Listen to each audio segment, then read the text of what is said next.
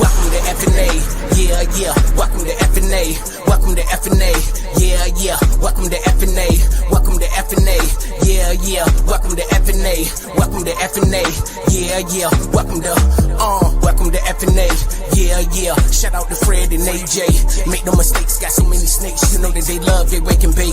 Open the door to perfection. They got a whole brand new collection. And so much heat up in the rack that 2025 is their year with no question. So what I'm telling y'all is hang around. They breeding for Desical stranger clowns. Y'all know they producing the bakers now. Just get with the game, don't be strangers now. Fred and AJ, y'all know that y'all famous now. They guys low with the hypos. Wanna fill up all that rag space? Go and holler at F&A.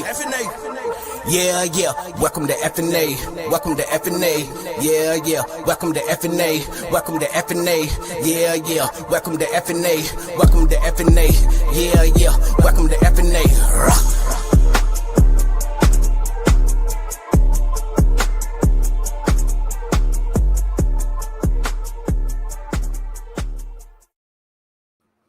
Word up to the sponsors, and word up to the wish they were a sponsor. Wish they were, or maybe we wish they were a sponsor. One of the two. Yeah, I wish they were a sponsor.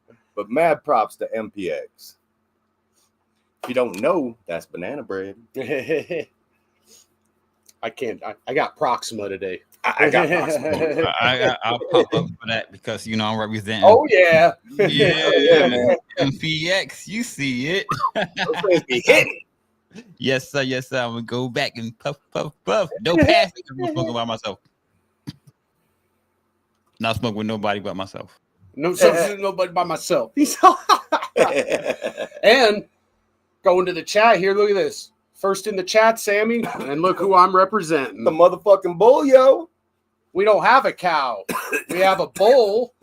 Python. Then we got Josh. What up? What up, Josh? Ball? Hell yeah. We got Kike. What's up, brother? Then we got another Aaron running wild in here. Hell yeah. Batter up. Aaron Trace. We got Will, Sleepy Will, nice. Post Wallone. Nice. Wake up, Will. Robinson Exotics, what's up? Hell yeah. What's up, Robinson Exotics? I think they won some credit last week. I kind of think so. Then we got, what up, Gage? Gage in the house. What's up, man? Oh, shit. I went right past Jay Slithers. Can't do man, that. You can't do that. What up, Josh? That's what up, Josh? The local homie. Hell yeah. We need some shirts and some hats from Josh, man. You get some stuff made so we can represent you. Right? Eric B. No Rakim. Oh, yeah. Speaking of the rep. Oh yeah. Can't forget the black licorice jelly bean. Don Dada, No Pause Poppy is here. Hell yeah. What up, Don? In the motherfucking house. Mike from across the pond. What up, buddy? What up, Mike? Got Serpentine. Oh, yeah. I'm sorry, Serpentine. Serpentine. My bad. Wayne and Alice, how's it going? Thanks for joining us. Hell yeah. Snake Man Pat, and if you don't know, that's who did our intro. So yeah, that welcome to F&A. That's Snake Man Pat, aka Patrick. Every little bit of everything Saunders. Yeah, Chronicle. Make sure you're subscribed to him on YouTube. Check out Chronicle. Paul Clark, Grim Reaper Reptiles. It looks like. Hell yeah. Got Dwight the Pie Man in the building. What up, Dwight? We got Keys backstage and in the chat. Licorice!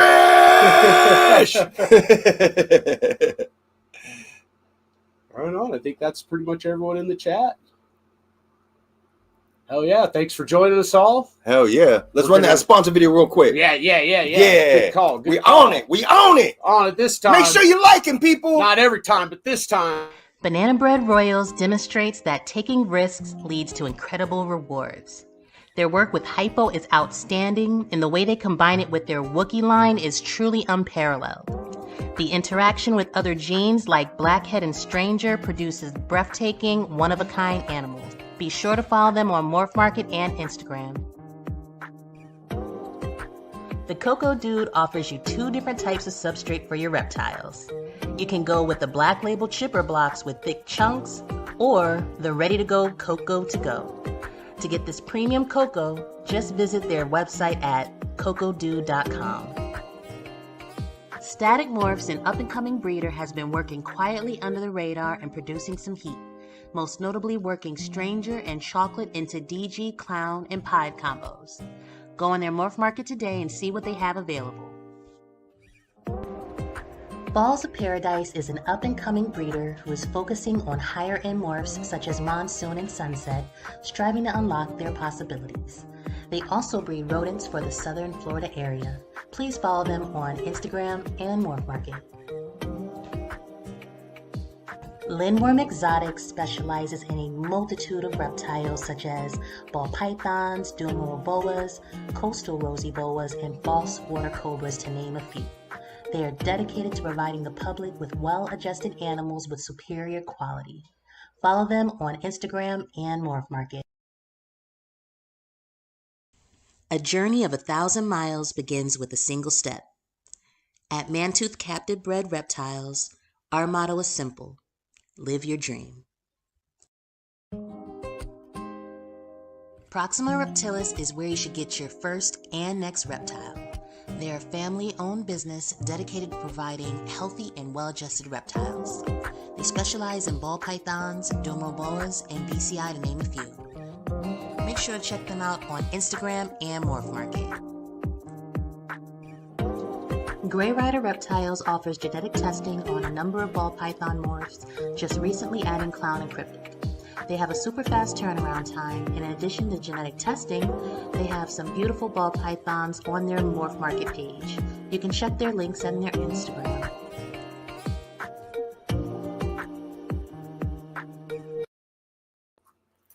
Big shout out to the sponsors. Hell which, yeah. by the way, if you look down here at the bottom of the screen, you can see all of them lined up. Yep, he's representing one right now. And they're also sponsoring today's episode. Well, at least for the prize sponsor for today's episode. Yeah. Yep.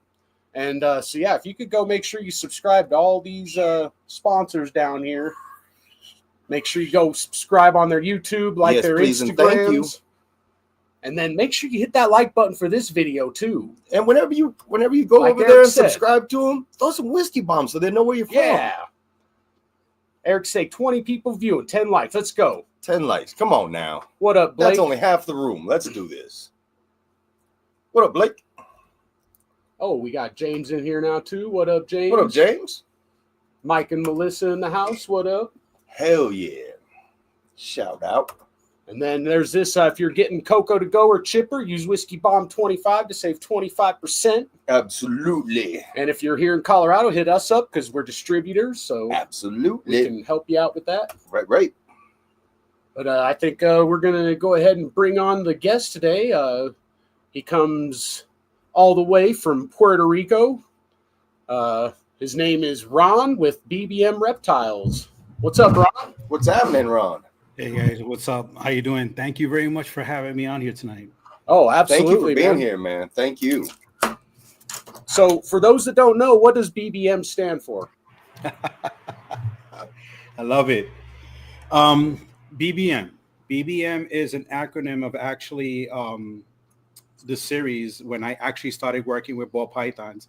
It's a funny story because I started in 2011, as a matter of fact, when I first got my ball python. And at that time, I was a huge Breaking Bad fan. I was, Ron Heisenberg, all that stuff. I went all out. I was real committed into the episode. And just when I was starting dabbling with ball pythons, the series was coming to an end. And it was coming to an end. I was like those new ball python breeders that were naming all of their snakes. I had Hank, I had Skylar, I had Mike. All my ball pythons were named after a character from the show. And when the series was actually coming to an end, I got captivated with that catchphrase, "Say my name," and I was like, I changed my Facebook page. I changed everything just to give homage to the series. And the funny thing is that's when I uploaded my very, very first video to YouTube of a ball python. And I got some people that reached out to me because the funny thing that happened in that ball python video was being someone new, I put a live feeder into the tub, and the snake, which was a spider, it missed it and it hit its head against the tub and it flipped upside down. And my reaction was like, I killed it. What the fuck? And I ended the video right there. So I uploaded it, and people started, contacting me. Hey, Heisenberg, what happened to the snake?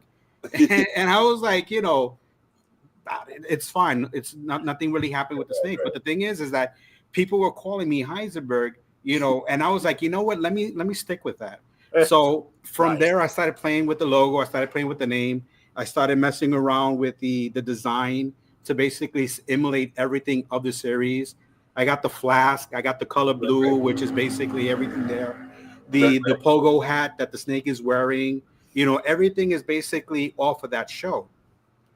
So since there was another fan of the series that I had no idea was also going by Breaking Bad Morse or Breaking Bad Balls. I forgot his name. Brian something. I forgot his name. He reached out to me. He was like, listen, I got the same name.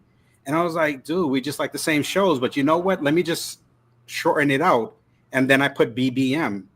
There you go. And I left it at that, at BBM, so he can have his Breaking Bad moment.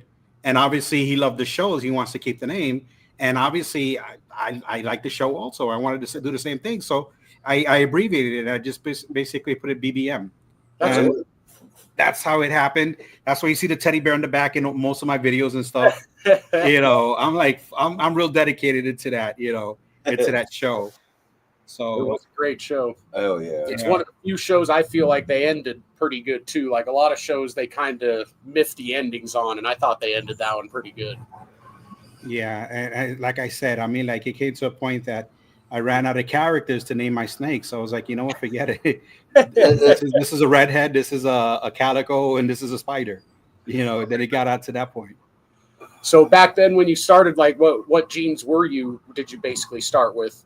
Oh my God. I mean, like in those days, I was starting with snakes that were so expensive, you would never let your spouse know how much you wasted on them. It was basically Orange Dreams, Spiders, Fires, Enchies, Incomplete Dominance, but there weren't even codoms. It was just the basic ones. And from there, I would have to say each time I logged into YouTube and I started seeing like the valley that was so deep of possible mutations and stuff, I started messing around with different combinations. When I started in 2011 and 2012, the goal was basically stacking as many incomplete dominants as you can get.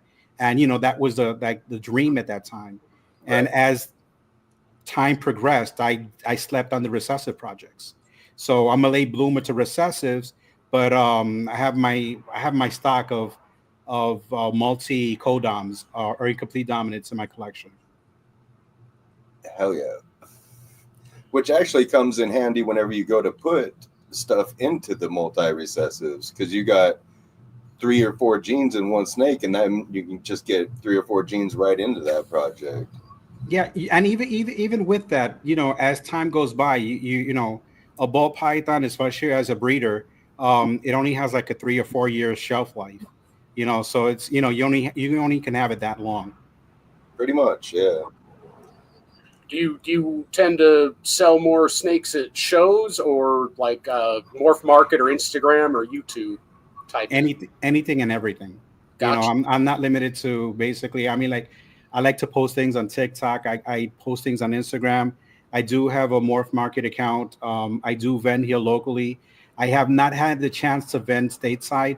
I just felt that I haven't produced something that's can basically make the trip worth the expense of actually shipping things. I've shipped stateside basically, but vend, I haven't gone that far yet. Because like I said, when I get to that point that I feel that I'm comfortable enough to vend, I want to make sure that I have something that's it's worth someone's time to stop by the table and see what I'm showing. Cool. So you'll probably be coming by this year then. I say that every year. It's funny. I say that every year that this is the year that I'm going to actually vend. But most of the things that I actually end up producing, it gets grabbed up real quick, Oh, or yeah. they end up being holdbacks. That's a good So problem. they never get to the point of basically getting farther than 3 months of actually getting to sell it, because either someone picks it up here locally, or someone sees it from an Instagram post, or I end up holding it back. Hell yeah. And what would the process for that be, anyways? Would you have to basically ship all your snakes through FedEx to the States, or would you be able to carry them on somehow on a flight, or like how does No, that? those days are long and gone. I mean, Okay. like carrying things on. I mean, like I remember those stories. As a matter of fact, when going back to Kevin from Nerd, when he would basically talk about basically carrying on snakes on the planes and stuff. You know, that's Then that not damn movie something. came out. No, I'm just kidding. Right. Yeah, basically, if I would have to ship any snakes, I use the same thing that you would use in the States. Red line shipping, ship your reptiles, any brokerage that will put me in connection with FedEx or UPS. Those are the two options that I can use. Or, and this is my personal preference, I prefer Delta Dash.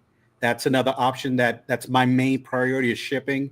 And also when I actually pick up snakes stateside to be shipped here to Puerto Rico, I prefer Delta. But I'm not limited to I'm not limited to Redline or basically the FedEx in general or UPS. I use all those options. Eric B Hell was yeah. on it. He was saying Delta Dash right as you were saying it. Well, that's that. Yeah, so that can't be like to work a show over here. That's got to be pretty That's a expensive just to process. get them over here, and then whatever you don't sell, you have to pay to ship back. And Yeah, then you it's have somebody ship them too. Also, yeah, shipping it, like I said, shipping ball python stateside, it's no different than basically, shipping a snake if I'm selling something off a morph market or whatever. If I go to a venue and I want to ship, or if I want to actually vend, I already have my displays. I also have family that are stateside, and what I do is I do have extra displays on hand stateside. So Very if I ever decide to basically vent specifically, let's say I want to go to Daytona, if I want to go to Chicago, I already have displays already set up for me over there. That all I have to do is ship my animals, set them up, and do the road trip, and then go to whichever venue that is that's on show or displays. But like I said, most of the times I'm very very selective of what animals that I want to actually take, and if it's actually worth the trip to basically, I mean, like I know promoting yourself has its own investments. It basically pays you back one way or another. But I still feel that if I'm going to make that trip and go over there and start vending, I'm going to have at least have on my table some Desert Goes VPI puzzles or something like that, or some monsoon piebald clowns. Something that really, really someone's gonna do a double look and say, wait a second, let me stop by the chubby guy's table.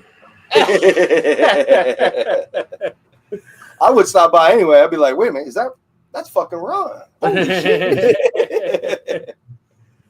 So do you, when you work the shows out there, do they have any kind of restrictions on what you can or can't sell or anything like that? Or Here locally in Puerto Rico, there are trying, and this is something that I'm in that uncomfortable spot, because I'm seeing like there are some expos that are starting to pick up on this trend, and it's ball pythons are really the only legal snakes that are able to be kept here in Puerto Rico. Even though you have your other animals, like for example, you got your red tail boas, you have your retics, you have all these other type of snakes, but those are illegal snakes. And that's not something that basically you could move very easily without getting yourself into legal situations. gotcha. Right. So ball python is like the premier ball python or reptiles that most people actually vend when they do have local shows. Unfortunately, and this is a big unfortunately, what I've seen that they've been doing in the past shows is that they're trying to bring more people into the venues to actually come and experience the venues, and they're bringing other types of animals. Now the problem is when you're bringing other type of animals and you're deviating from what it is, which is a reptile expo, the type of people that are going to be walking through that door or the entries are not going to be ball python purchasers. Right. They're going to be basically those weekend people that just want to go out, buy ice cream for their kids, and let's look at a camel, or let's look at, a zebra or whatever. Oh, look, by the way, this person has a snake. You're not going to get that investment type person actually attending those shows. Right. They're looking at it more like a petting zoo at that point. Yeah, and I'm kind of seeing there are some expos that are picking up like that in the States, and it's kind of sad because, like I said, you're broadening the audience, but at the same time, you're limiting what the people or the vendors are competing with, for people actually picking things up. Right. So, I mean, like, I know times are changing and we got to try to adapt with certain things. But the last 2 expos here locally, I kind of saw that happen here. And I started seeing in other, stateside expos, they're kind of doing the same thing. And I kind of feel that it's not really doing that much justice to the people that are vending or want to be, ball python breeders or whatever type of breeders. It would be cool to have at least one show that was nothing but ball pythons. Then you would have that show for that specifically and call it whatever expo. Just but if you have a reptile expo and specifically, and you have other things that are not reptile related, then it becomes a family event. It's not like a trade show that people, you want to vend, you want to go. The example that I just said about me actually, investing in traveling stateside and going to vend, I would never basically, consider investing so much if the type of venue is basically open to the type of people that are showing up are not even interested in buying reptiles. Absolutely. Yeah, totally. Absolutely. Yeah. I wouldn't try to sell reptiles at a horse show. There you go.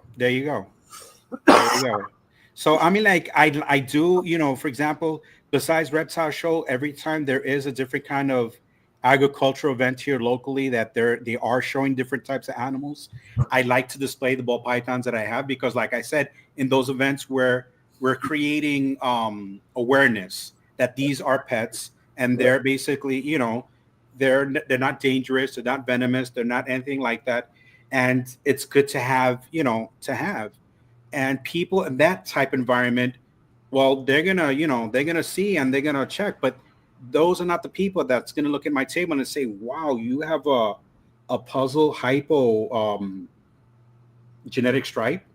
How did you produce that? I mean, like they won't even know the logistics of what the combinations are. They'll just look at a brown and green snake. So, there's no interaction between breeders that, we start, how it is when you go to a show and all you do is you start geeking on morphs, you start geeking on different things. So that's the part that I kind of miss of actually, what a reptile expo has to offer. Right. Sammy was wondering, what part of Puerto Rico do you live in? I am island wide. And what I mean island wide is I've actually touched on the 4 points of this island. I lived on the east side of the island. I lived on the west. I lived on the south. I even lived on the north side of the island. Puerto Rico is not really that large. It's 100 by 35. It's you could do a car ride around the whole island within like 6 hours, easily. So currently I am on the west side of the island. Before I moved so many times, I used to live on the east side. And there's a big difference with temperatures. It's a lot more hotter on the west than it is on the east. It rains a lot more than it does on the west. Huh. And the humidity actually changes also. Sometimes we get a cold spell, sometimes we get a warm spell.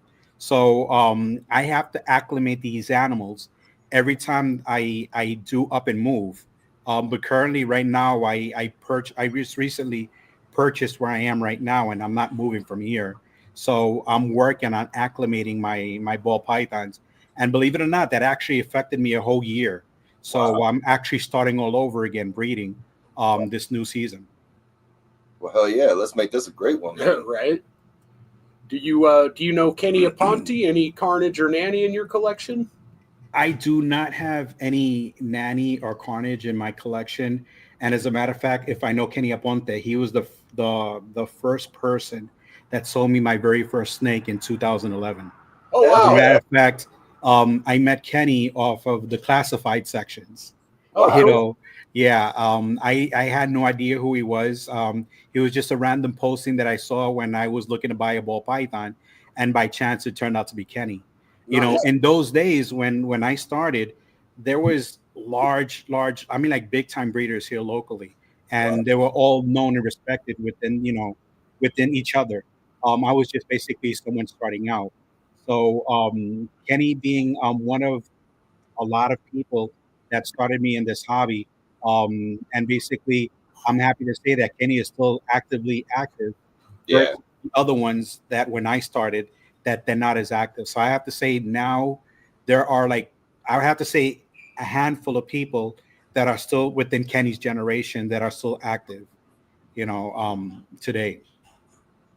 Oh yeah, yeah. Kenny is a good dude. We know him personally as well. Yeah. That's we got a Carnage het clown female from him, and And like, actually bred her and got a really good Carnage blackhead clown out of it. So and like, Yeah, I sorry. have to say if anything because I got to give him props for a lot of things, and one of the most important thing is because he is one of the original people that I bumped into when I first started in 2011 being still active, he's maintained the connections to actually being able to bring certain items here, the items that other people haven't done. Like for example, um, rodent feeders. Our rodents, we were giving pig rows or pig feed to our rodents.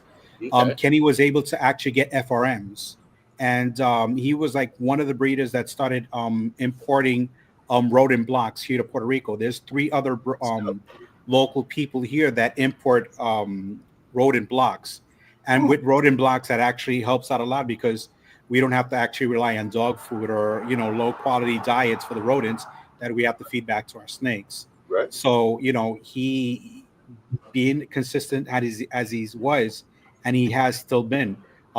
He keeps bringing new things and at least maintains the hobby still going. that Oh, yeah. actually ties into my next question. I was just going to ask you, like, how being in Puerto Rico, how hard is it to get certain resources like rat food and like snake bedding and rat bedding and stuff like that? The only thing that was actually complicated to get, Kenny just basically broke that hurdle, was the rodent blocks. Okay, Okay. As you can see behind me, I have ARS racks, even though that's a dummy picture back there. Um, I actually do have ARS racks, and I was only the second person to basically import that here in Puerto Rico. I have a friend that lives on the east side of the island that he made the first attempt with ARS, and through him, he was the first one to actually get these racks. And since he already had that reference, now they had a following to find out what they needed to do to actually ship ARS racks here.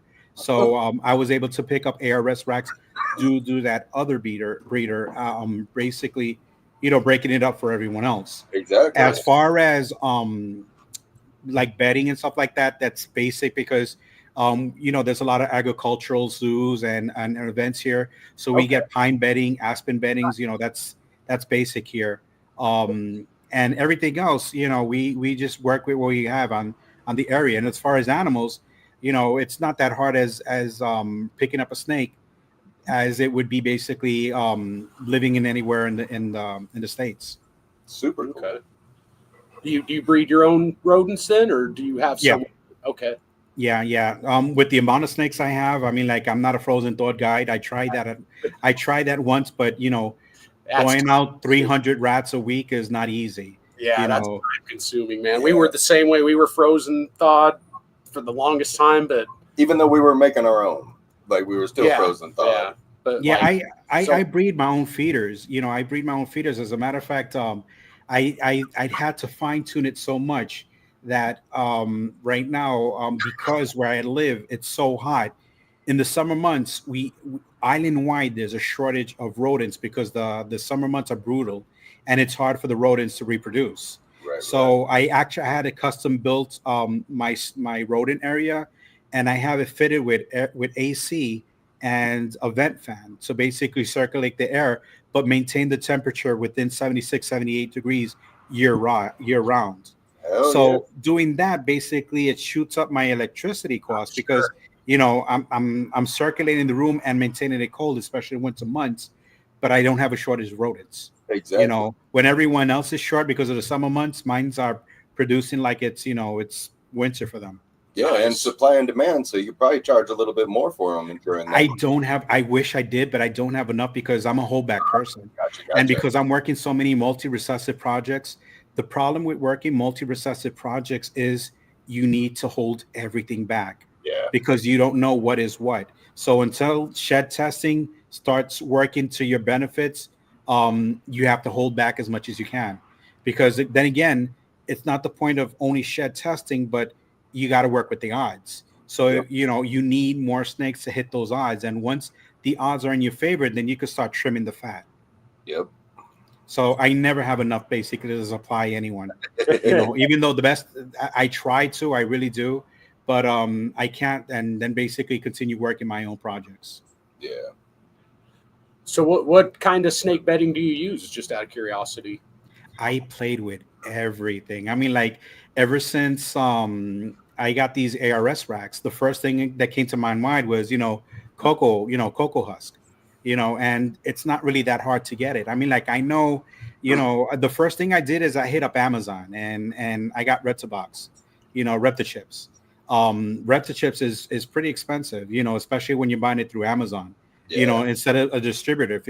If I get it from a distributor, obviously, it's cost effective, but Amazon, 3 blocks is like $109, so it doesn't make sense, but I tried it.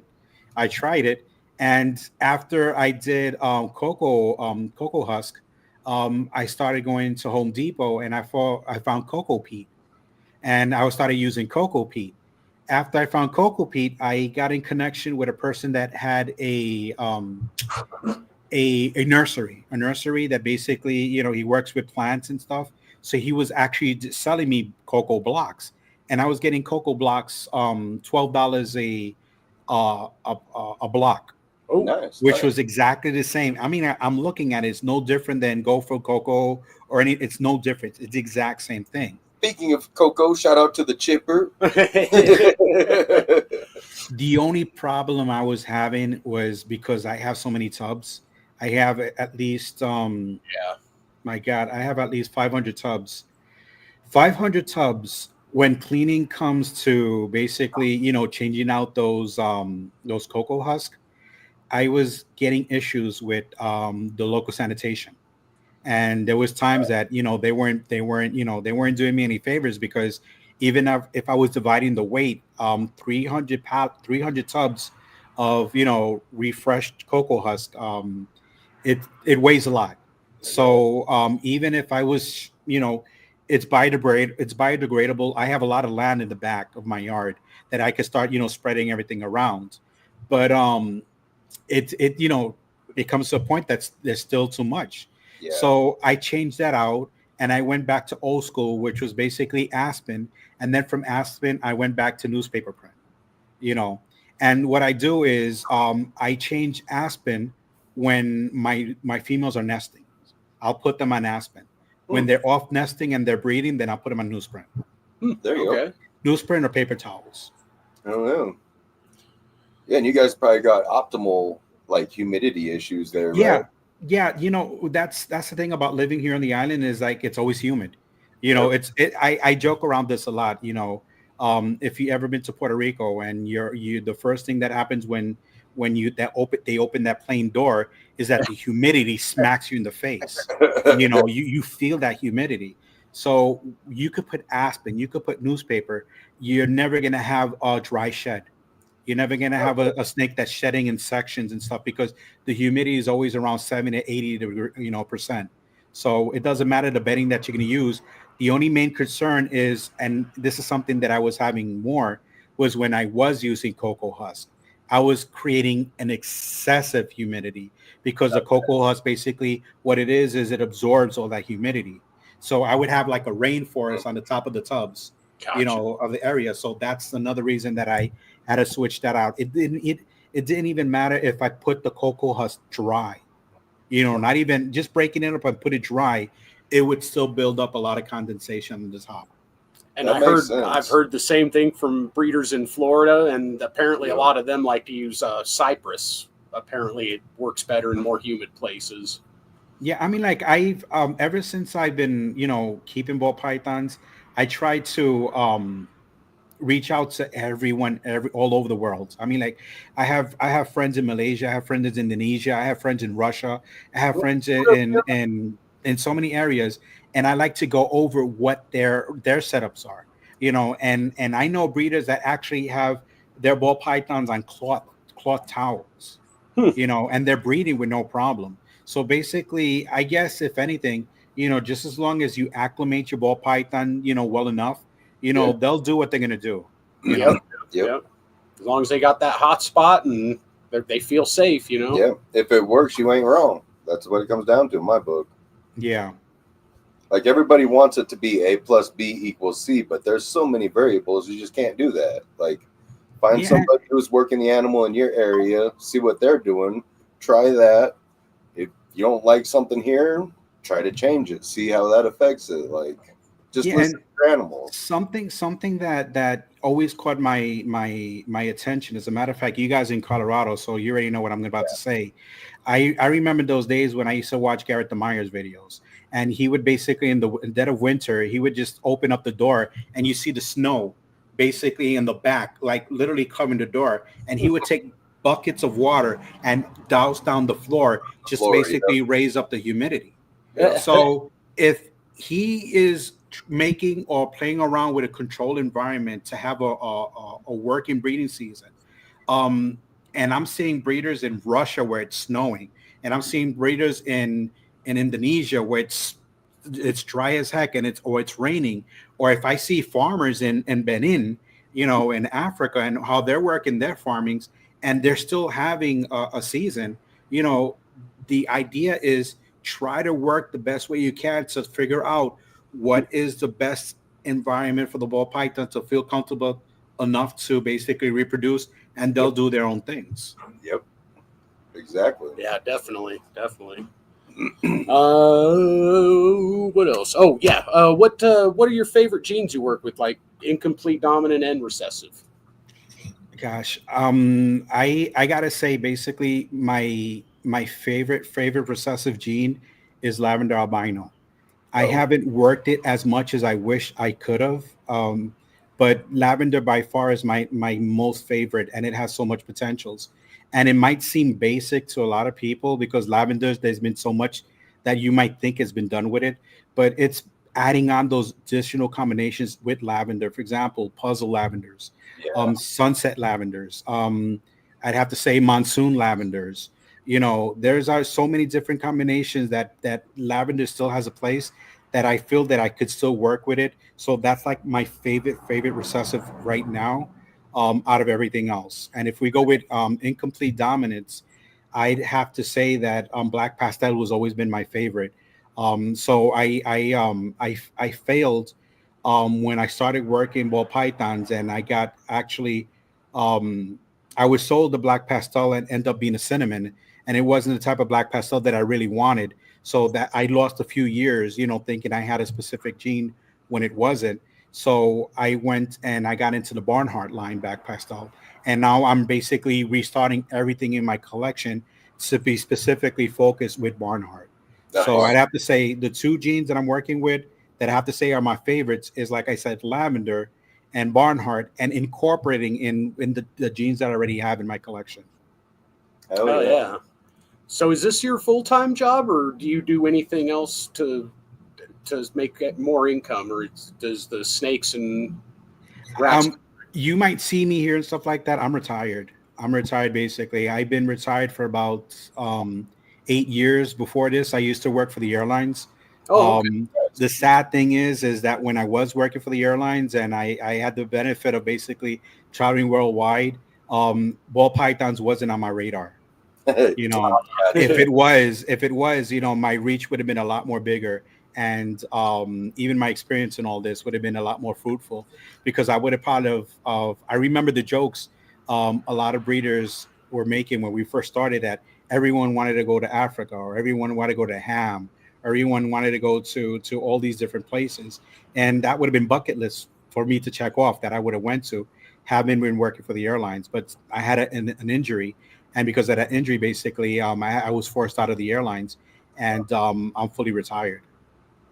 Okay. Well, hey, that's not. Sounds like a pretty good retirement to me, man. That's what I want to do when I Right. retire. Is Well, just, it's giving me it's giving me something to work with, as a matter of fact, to keep myself occupied, and it's like the thrill of the thrill of actually, discovering things. So it gives me a lot to do. nice. And like you were saying earlier, like the whole thing with like the old projects, there's so much new that it does breathe new life into everything Yeah. out there now. There's so many ways you can Like, go. oh man, the combinations are still endless. Like I hear it with Clown all the time, like, oh, Clown's dead, everything's been no, not even close. It's just the most overworked. That's all. Well, then it's just that everybody tries to play the safe route, in my opinion. Like Yeah. I haven't seen that. I don't want to Right, make they don't- it. Like, nobody wants to take that step nah, to man, make I want to something see crazy. that. Yeah, my take in all this is basically is that the example that I mentioned with lavender could be so common to so many people, because they think, like I said, it's already been done with, or I could have said clown. I have lavender clowns in my collection, as a matter of fact, I have lavender clown pies in my collection, you know Yeah. but the priority that I have is basically lavender, because that is one of my favorite genes, but it's not limited specifically only to lavender. There's Right. so many other genes that I want to see what else I can do with it. And what I don't have to be the first, but basically it's enough to impress me to keep in my holdback rack, and entertain me to the following season to see what other thing I could pimp out with that specific project. Place. What a bliss. Yeah, like I don't think I've seen a lavender paint yet, and I bet that would be amazing. Yeah, I saw I believe it was the lavender sunset. I loved it. That's like a goal that I figured that I want to hit. Unfortunately, I only have one female sunset, so it's like it's like you got to wait your turn. Yeah, It's exactly. and I got so many projects already lined up for her.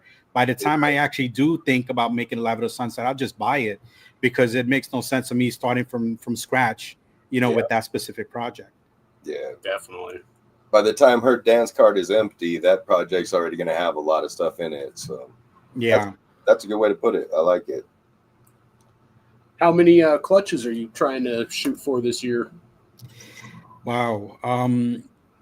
Like I mentioned, I just recently moved. I've been living where I am right now for the past 2 years, and I've been trying something different, which is, since I got these ARS racks, I've been trying to work with a controlled environment. And working with a controlled environment basically is that I am manipulating a year-long season.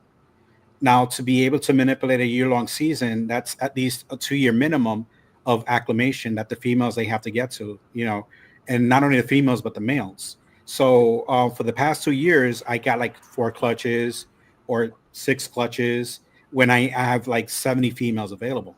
But basically, they're not basically developing, or they haven't been acclimated to the point that they feel the need to desire to start developing follicles. Um, I'm totally new with this. I'm trying to use the experience that I had prior to all this, and see what I could take from that to basically see how I can incorporate it with the new changes that I'm doing. And there's a lot of things you have to play with. You have to play with humidity. You have to play with temperatures. You have to play with the substrate. You have to play with the food. You have to basically graduate the temperatures from the males and the females. Since they're all in the same room, I have to figure out how I can let the males know that it's the right temperature, and the females know it's the right temperature also, but they're oppositely different. Right. Right. So that takes a lot that takes a lot to digest, as a matter of fact. And because of that, right now, as a matter of fact, I have a clutch that's supposed to lay today. I just checked on her. She hasn't dropped her eggs yet, but if she doesn't drop it today, she should drop it tomorrow or Nice. beyond. And I gotta say, I'm proud to say that I'm the very, very, very, very, very first breeder here locally in Puerto Rico that's been able to do that. I mean, like no single breeder has been able to do that, and I'm actually the first one. And it's because basically I put that sacrifice of trying to trick out the environment and acclimate the females just to get them to that point. So right now I have at least 32 females that are in the 20 millimeter range. Ooh. And within those females, 6 of them are basically laying this month. Let's All go. right. Yeah. The other females are within 15 to 17. They're over 10. So that's even additional females that I have that I still haven't included into rotation. But I am ultrasounding them and I'm seeing what it is. And something that my old friend Rob Baraclow from the Four Horsemen, I'm gonna just do a shout out, throwback to those days. Four Horsemen. Yeah, something that I would love that Rob would always talk about is the rhythm of the room. The females, they're going to pick up the pheromones of what's going on, and if they're seeing there's something going on and there's like what Billy would say, the cocoa motion or whatever, it's gonna stimulate other females to start developing. So I don't even have to place a male. Just with the pheromones going around in the room, it's enough to motivate other females to start developing. And the thing is just basically catching with the sonogram, seeing how far they are, and then boom, putting a male with that female.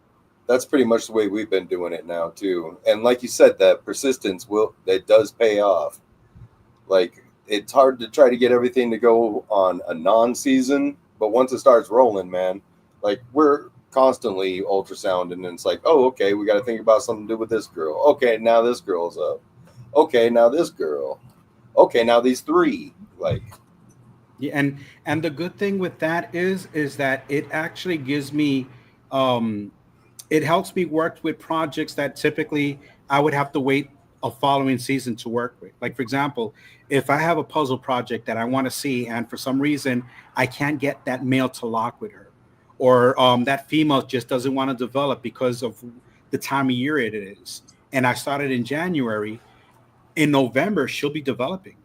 Yep. So then basically I still have a whole year to work with that female instead of a 4-window or 6-window season that I have yearly that I have to try again the following year within that 6-month window. Right. Well, hey, how do you want to show us some snakes or pause? Yeah, you know what? I'm going to switch over to the other room. Okay. Yeah, no worries.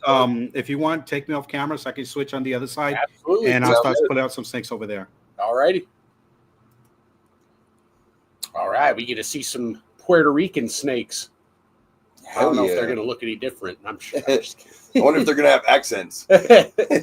What? Shut the hell up. Add the other camera here. Make sure you hit that like button if you haven't already. Yeah. YouTube likes that you do that, and I like that YouTube likes that. Yo, Eric, what's the number sitting at? Help me Eric, out here. What's the number sitting at? How many slackers we got? Don't make Eric get crazy. Appreciate all you tuning in. Absolutely.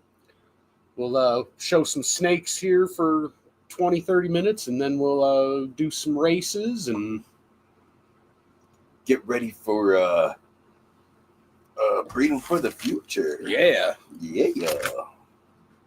And we're going to be racing for Proxima Reptilis credit today. Boom! Boom! Boom! My beard the hell out the way! Proximus Reptilis, where your next reptile will come from. What? Okay, guys, can you hear me? Yep. Okay, let's see if I can work this camera good. All right. Wow. Okay, first off, I want to start with a large girl that I have that I love this female like crazy. Hell yeah, I love me some big girls. No pause. For you spider haters, this is a fire spider, DPI exanthic 100% het clown. Now, this female, I picked her up basically with the idea of producing VPI exantic clowns. She did not give me VPI exantic clowns because I do have males where are clowns. As a matter of fact, I'm going to show you the other one right now. But this beautiful girl, I mean, like, she's in shed. She's in shed right now. She's in blue, but she is bright like crazy, like you have no idea. And I love this female so much. She gave me beautiful snakes. But I just want to start off with this one. She looks better than a lot of exanthics I see that aren't in shed. Right. Because of that's the fire, as a matter of fact. The fire influence is doing that. Nice. Yeah, she's nice. Beautiful. And let me just show you what she gave me.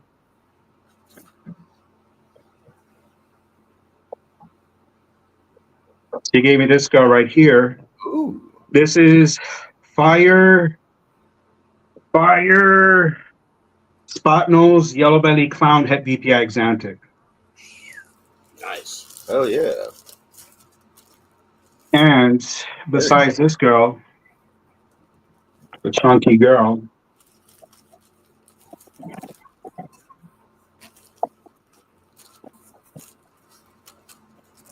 out of her, this one's in shed, but I got this fire spot nose yellow belly VPI exantic head clown. Ooh. Hell yeah. Now, Wow. I used the Batman. I have a yellow belly Batman VPI exantic to that pairing that I was trying to actually work my What up, Jerome? I was working with this guy. I was working with this guy basically to hit on the VPI exantic clowns, but I didn't get the VPI exantic clowns. I did not want to repeat that pairing with that female this season, so he's going to a yellow belly clown het VPI exantic. If I hit ivories, I'm going to risk it, but I'm going to use that route to see if I could get the VPI exantic clown. And the fire spider VPI, I'm using my double het monsoon clown for that. Damn. Basically, I'm trying to get to the. As a matter of fact, I got a few locks on her. So that female, that fire that I just showed you, the fire spider VPI exantic, she's at 14 millimeters, and so far I got 2 locks on with the double het monsoon clown. Ooh. So something that I wanted to mention, as a matter of fact, and this is something because I'm working double heads and I have a lot of het monsoons in my projects. They all came from 100% head, so everything is going to be 50% head. Something that I notice is when I hit the visual forming clowns, I believe it's showing the influence of the het monsoons. And since I have various different clowns from the monsoon projects, I'm going to show you those real quick, and maybe you can see what I'm picking up. Yeah, KG's a firm believer in monsoon being a codom. Right. Yeah, I see a lot of Okay, stuff first off, copy. well, you know what? As a matter of fact, no, let me go. A lot of Let me it go with definitely- this route. As a matter of fact.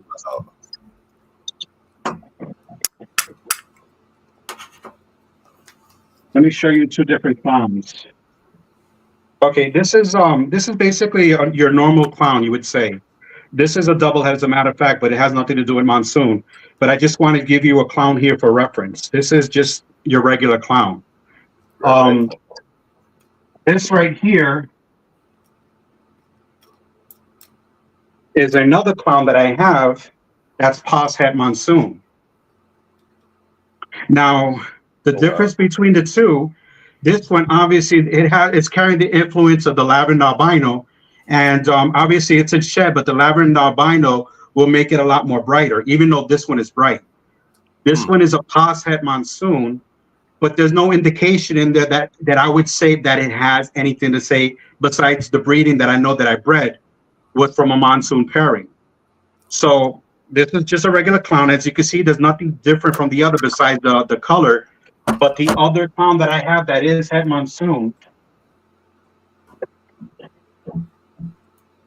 which is the sibling of that one. Sorry, No Limit. I thought I saw No Limit Royals, not No Limit Python. Sorry, man. This is the sibling of this snake. They're both clowns. And even though this one's in shed, there is a big difference, and the difference is in the dorsal. Yeah. It pixelated and it broke it up the dorsal versus the other clown. So it is kind of given an influence only because it's breaking up the inside of the dorsals. Right. And it's in deep shed. Now, this is one clown. If this was the only clown that I had, I really wouldn't have anything to go off of. But, sorry, mix it up. Let me show you another clown.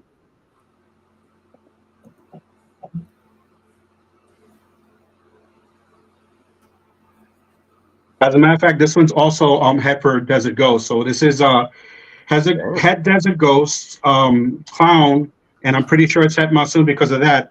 Then we have this Mojave clown that has the exact same patterns in the dorsal that is broken up. And this is also from the Monsoon pairing. So this one is 50% head Monsoon, but it's also pixelated within the broken dorsal. Huh. And I have two more, as a matter of fact, from that same pairing. So just soiled itself. It also has the same breakup within the dorsal, and it's also pixelated. Right. Very So simple. I'm thinking, and as a matter of fact, I have more clowns there that basically have the same thing because I pimped that double head Monsoon clown to so many different clowns in my collections because I wanted to get as many clowns as I can to start having a jump start in the double visual Monsoon clowns, but basically also with different combinations in it besides that codons. But like I said, something that I noticed is that basically within the dorsal, it is breaking it up and it's pixelated. And that's something that I noticed. I have 7 different clowns that are Monsoons, and the ones that does have it versus the ones that don't have it, 6 of them have these patterns within the dorsals. Wow. So Pretty convincing. And let me show you, as a matter of fact, something else, which is this one. This is the male. Let me show you something crazy when you make kryptons.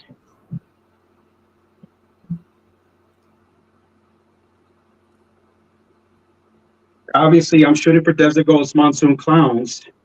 And something that I've learned is if you have a krypton, use it to your advantage to basically use it as a cheat card. Oh yeah. This is a krypton, head Desert Ghost. Man, I love And it also basically has the broken dorsal and the pixelation within its dorsal. So I've noticed that also, and I have more kryptons, as a matter of fact, that are pause head for Monsoons, and they do not express the same thing like the clown does versus this krypton does. So I'm like heavily invested with that project of basically trying to get the Desert Ghost Clown Monsoons. Hell yeah.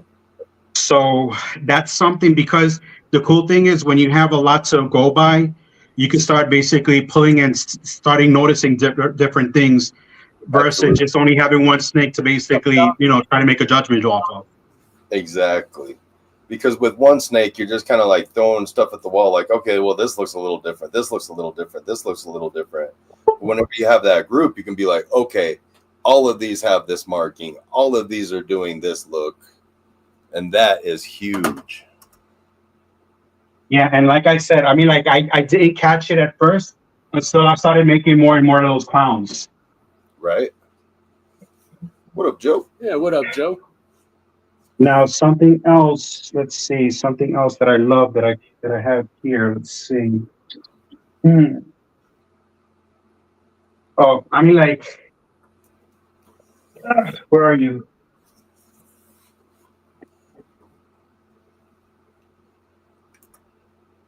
I mean, like, this male right here is my triple head VPI Exantic Desert Ghost Clown. And I have him in breeding, as a matter of fact. I just pulled him off for breeding right now. But he's locked up with 4 females. So that's another group that I have that are within the 18 millimeters. So 4 females, basically, the goal is VPI Exantic Desert Ghost Clowns. And this is the male that basically is rocking it up with those females. Hell yeah. Hopefully you hit a bunch of them, man. That's the thing. Not necessarily I'm going to hit a bunch on them, because just to give you an example, with that Batman that I just showed you earlier, I used 5 females. Out of those 5 females, one of them was a visual leopard clown. She didn't give me that Batman. I got that Batman off of a yellow belly head clown. Crazy. And she was 50% head. She was 50% head. She wasn't even 100% head. So having basically that many females, I only hit on one single Batman. So that's one of the main reasons I have so many holdbacks. Right. This is another one of my big girls. I call it Take a Turn Sally. And this is my Pinstripe Sunset. And she's breeding with my double head Monsoon Clown. So basically the idea is obviously 100% head sunsets off the rip. And will be pause heads, double head for Monsoon and Clowns for basically getting that Monsoon sunset clown. And I am working with this in conjunction with someone here locally that's also working the project. So the idea is we're going to basically trade off each other, and see if, what he has that I can use and what I can get off of this one. And basically we can interchange and then help each other out to get to that sunset Monsoon Clown. Hell yeah. It's always great to have somebody that's trusted and in the same project. Like, can't go wrong with that scenario. Makes it so much to have somebody to work with. And let's see, this one, she's in blue. She's in shed right now, but I just want to show you this beautiful girl here. That is my lesser vanilla hurricane. I'm not too sure she's red stripe. I'm not really too good with that. But I find out when actually she gives me some eggs. She's head clown, and I'm breeding my pastel chocolate. No, not pastel chocolate. I'm sorry. I'm breeding my chocolate Desert Ghost Clown head hypo to this project. So the end game is basically getting some hurricane clown combos that'll be double head Desert Ghost hypos. Ooh, hell yeah. You killing it out there on that little island, brother. And then basically I have this one that I held back specifically to work for the Hayabusa. Nice. I'm using my male hurricane clown to this female to basically work the Hayabusa clown. So not limited to one specific snake. This is helping me basically because I want to get the super form so I can use the super form into other combinations that within my collection, because obviously with supers, you don't have to worry about proving anything out. You know, it is what it is. Yep. So I'm using her for that. And this is another one that's about to, she's in her 30s in her millimeters. Nice. Hell yeah. And oh my God, I'm going to pull this one out because she hasn't shed yet. So this is like my most anticipated group project that I have. Ooh. And she's like a she's thick. Oh yeah. She's thick. Big booty hoes. Chocolate, triple head, hypo Desert Ghost puzzle. Ooh. And that's 4 females that I have. They're all chocolate. One is a super pastel chocolate. The other 2 are pastel chocolate. And this is a single gene chocolate. They're all triple heads. And I paired a chocolate triple head Desert Ghost puzzle hypo. So with 4 females, I'm shooting for a super chocolate Desert Ghost puzzle hypo. I should at least hit one with 4 females. Man, fingers crossed on that one, man. That's going to be amazing.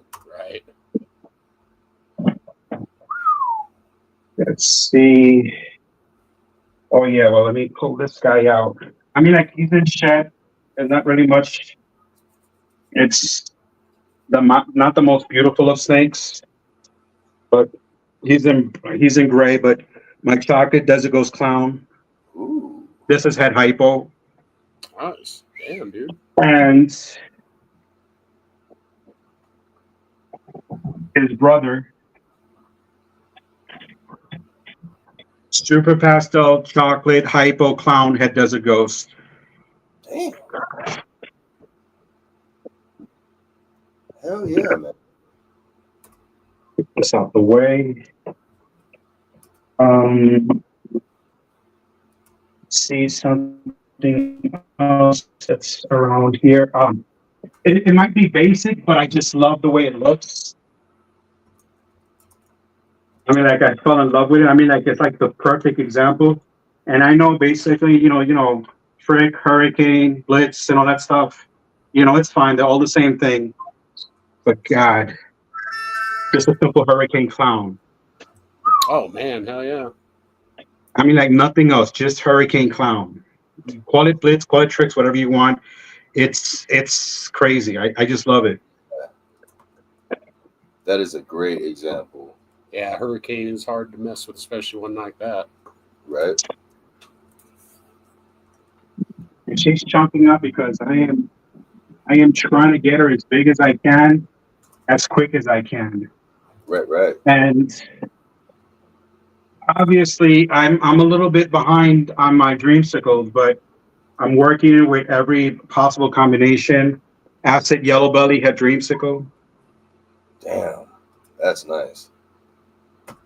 And in Dreamsicle, that's going to be crazy. The idea, and this is where I want to take it. I want to take it to my Holy Grail. So what I'm basically, this project is going specifically for is the Lavender Clown Pied Acid Yellow Belly, or with something else. But I want to take it because I want to see acid in clowns, and obviously with lavender. Damn. Something else. I mean, like working so many projects. I mean, like it's. Oh, my phone died. Oh.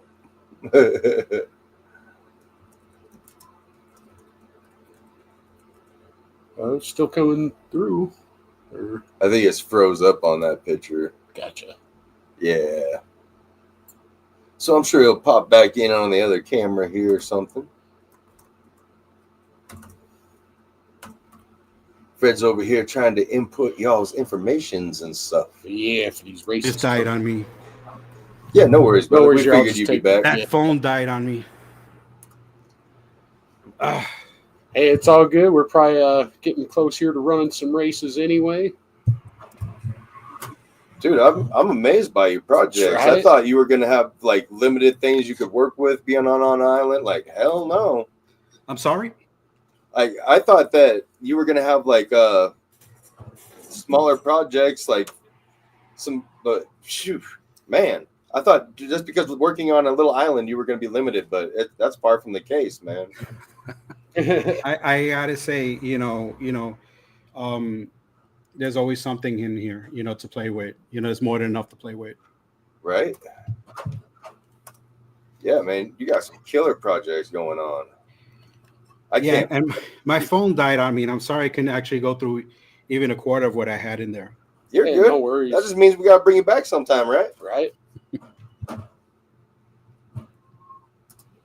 And I'm just setting this race up, and then we'll get that going. Yeah, that acid leopard, or it was acid leopard, right? What I had was the acid yellow belly dreamsicle. I mean, like obviously, Yeah. I have leopard lavenders, head pies there also. But like I said, most of those are females, and it's like take a turn. Yeah. And those going into the Holy Grail. Sheesh. Yeah, I mean, like lavender is like one of my main projects that I love so much, but it's infused with so many things, so it's not limited. Okay. When I talk about lavender, it's just lavender. It's lavender with so many different combos, like Plus this, plus that, plus the. yeah, I'm dying to put it into puzzle. I mean, like I started out with one single female, and that one single female was what basically gave me everything that I have in my collection to be working with. So, now that I have her siblings, and this is her second season, as a matter of fact, she's the one that's supposed to lay tomorrow, and she's a pastel puzzle. So I put her son, which is a triple head, to her. So out of her, at least, maybe I could get a visual puzzle that are going to be triple heads. But Fingers the crossed. other siblings, those are the ones that I'm hoping to get the visuals from. Hell yeah. That's cool. Getting visuals and covering, like putting jeans into. That's the way to do it, man. Yeah, that's the same thing. As a matter of fact, with my visual monsoon female, I didn't want to make visual monsoons on the first season, and I have her held back specifically with the triple recessives. So she's only one female, and she's like another take a turn Sally. Right. I have to use her with other genes and the heads that I have to make the visuals. Yep. There we go. Man. Definitely going to be some dope combos, man.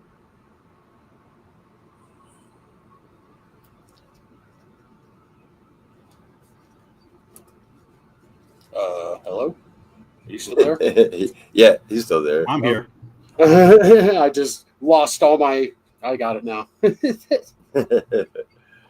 Fred's over here putting in stuff, I and I'm can't over see here the trying to screen roll right up. now, so I was right, like- right.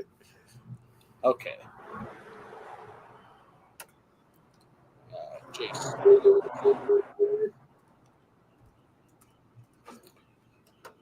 Having a ball gets another one.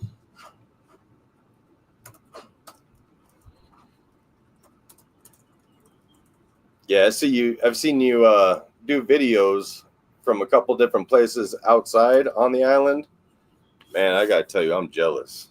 That place is beautiful. Yeah, as a matter of fact, I gotta say that, not limiting myself here locally, but I enjoy when I get the chance to basically go out, especially when I go to, like, when I do get the chance. I mean, like I said, I have a bucket list of different venues that I want to actually go to. I want to go to Pomona. I want to go to the CRBE. I want to go to Arlington again. Well, not Arlington anymore, unfortunately. I think I went to the very last one. Now it's in Dallas. Now it's a pet expo, as a matter of fact. Right. I want to go to. There's so many expos that basically I have on my bucket list. But like I said, I just moved and I have to get myself acclimated. I got to get these animals breeding. I got to get back on the horse. So Right. I got to work that out first before I actually get on a plane and start, seeing what everyone else is playing with. There you go. Yeah, I can't wait to start seeing more videos coming from over there. Hell yeah. Not only that, when you guys decide to come down to Puerto Rico, hit me up, and I'll take you to the beaches. We get those pina coladas. A virgin one for me, but hey, I'm one of them damn teetotalers. Yeah, you guys, is marijuana legal there in Puerto Rico, or? There's like basically anywhere else in the States, there's a lot of dispensaries in every spot. So they're not you can find a dispensary with no problem. You just have to come with the documentations and stuff, and they'll dispense with no problem. Nice. Hell yeah. Jamie Patrick got you.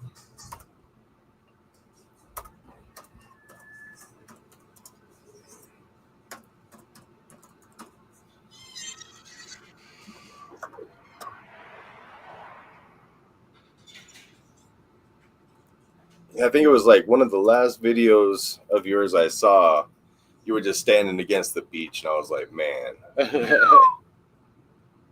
Yeah, I've been more active on Instagram. I do like a lot of reels there, and I do like more lives than I do on YouTube, because the thing about YouTube is that if I'm going to do a 10-minute segment, it's like a 3-hour take, plus 2 hours editing and all that stuff, and getting everything all set. So it takes a lot more. And, Instagram is more like off the cuff, it's on the fling. So if I'm like outside and I'm doing something and I see something cool if I'm on the beach and I see like a manatee, or I see something like crazy and stuff. I like to like live stream it. Gotcha. Yeah, I usually don't really watch a lot of the Instagram lives just because it's so small on the phone and stuff. I'm like, I want to see it. But let me tell you, I mean, like I am making that comeback because there are snakes that Instagram does it justice. The colors, the pattern, the descriptions. I mean, like I was going off my cell phone, and I know the pixelation that I was talking about within the dorsals. You can't appreciate it off of a phone. I actually have to put it on video and fine tune it so you can actually pick up from what I'm seeing. And it's just me, but I'm kind of feeling that the head form in the monsoon is getting the same reaction head cryptic is giving off a clown. So I'm just noticing that. Hell yeah. The het monsoons definitely are doing weird stuff, and I'm digging it.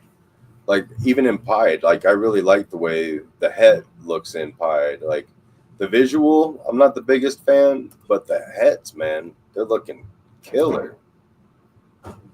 Good luck, everybody. First race.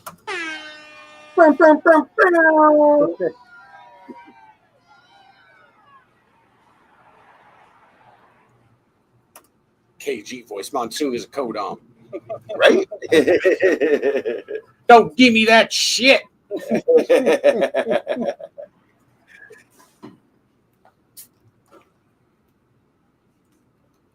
Big shout out to Cage. Yeah, we said Puerto Rico's amazing, perfect weather to me, beautiful people, beautiful sights to see, amazing beaches, great food. Right? Hell yeah. Let me tell you something. Like I said, I'm on the west side. So typically when people come to Puerto Rico, they default on the north and on the east. The west side is like a different type of the island. And trust me, you got your guide if you ever come down here. Hell yeah, man. That's what Kenny told us too. So we might just have to, right? We don't have to be one of them bucket list things for us. I don't think we even need a passport either. No passport? Nope. No, real ID. Now with the star on your driver's license. That's it. Oh yeah. All right. Reptile 0525, or I believe that's like Robertson Exotics, I think, but I'll write it down as Reptile 0525. You got 5 points. So where in the island was that cave that Kenny took Dave to? It was on the north side of the island, as a matter of fact. I believe, if I'm not mistaken, it's I mean, like there's a lot of mountainous areas that have caves, but he went specifically on the north side of the island. Gotcha. So specifically, I can't remember where it was. I think it was. I'm just guessing, but it's on the north. I know definitely it was on the north side. Man, I would just love to be in jungle like that. That looks so dope to me. Like our mountainous jungle, like forest area, is all pine trees, so like it's a whole different feel, I check out over there and I'm like, man, that's like some Rambo shit. That's crazy. You'd be surprised. I mean, like it's a small island, but so many people's actually gotten lost in the rainforest. I bet. I could see how you could get lost real quick. Just that much green everywhere. One time I went crab fishing in the mountains here on the island, and it was real late at night, and we couldn't actually see the north sky. So it was all covered with trees. I got lost, as a matter of fact, and we couldn't find our way out until like 5 a.m. by the time we actually got somewhere. And what we did is that we had to follow a creek or a bed of water to the closest area. And then at the very top of the hill, we saw like a lamppost. And from there, that's how we actually got out. But I got lost one time for like a few hours just crab fishing. Wow. Crazy. Yeah, I mean, stupid easy to get turned around in a sea of green. Did that come from that green area or that green area or that green area? Creative on the board with 3. Nice. Whiz Constrictors in the early 1. Nice. Hell yeah. Oh shit, I gotta throw Ron in here too, because he's on the Oh, panel. right. Just for fun, you know. I mean, For the purposes of shits and giggle.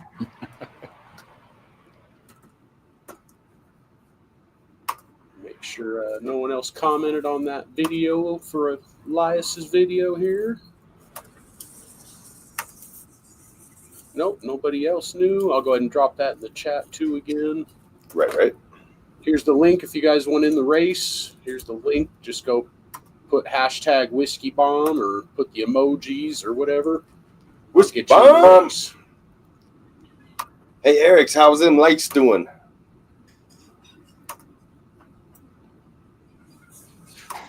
Come on, everybody. You don't want to be no lame.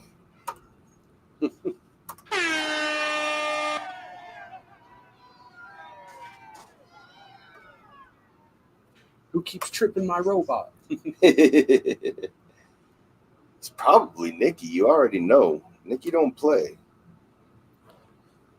She says she's a little Okay. competitive, but I don't see nobody else out there with crowbars. Shout out to Nikki and Kurt. Yeah, everyone hit that Irresistibles. like button. 24 watching, 34 likes. Y'all slacking. Yeah. Oh, but this guy says he sees 35 likes. Oh. Wait a minute. That's good math. That's more likes than watching. Yeah. All right. I like that, math. What a main squeeze. Go throw that hashtag whiskey bomb. There's a link right there. Go follow that link and put that hashtag in that link, and then I'll get you in this race. Yeah. And Creative 3. Oh, man, Elias. Snagging the lead or tied for the lead with a Sky High now.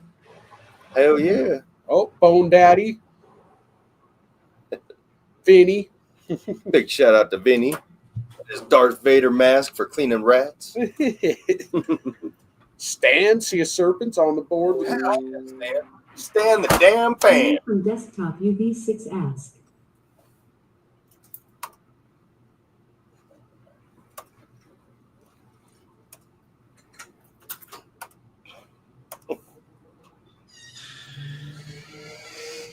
All right, good luck, everybody.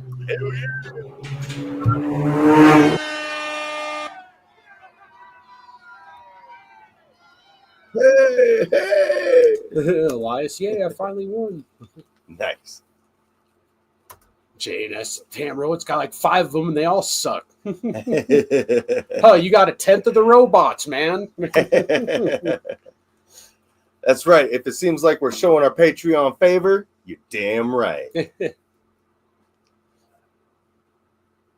And if you go join, let us know that you joined, and So we can we'll show get you favor. Yeah, we'll get you extra racer or however many racers you need Right. in there. And don't forget, like, it's all just a savings account. Yep. All the money that you put into that Patreon gets saved for an eventual snake from us. Yep.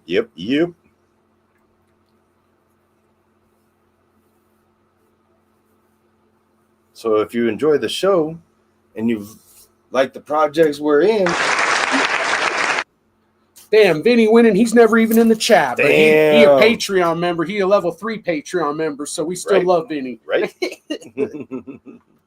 He is now tied. There's a 3-way tie for first now. Damn, that's Oh, dope. never mind. Sky High just added 3 to theirs, so they're in first Sky by High. themselves. Sky high. Hell yeah. Oh, Irresistible. I haven't seen them in the chat. They're probably. I Irresistible. forgot though. There's a big football game on right now, so a lot of people are probably missing Ah. us right now. The foosball. The foosball. All right, let's do this again. Let me make sure there's no one else I need to add.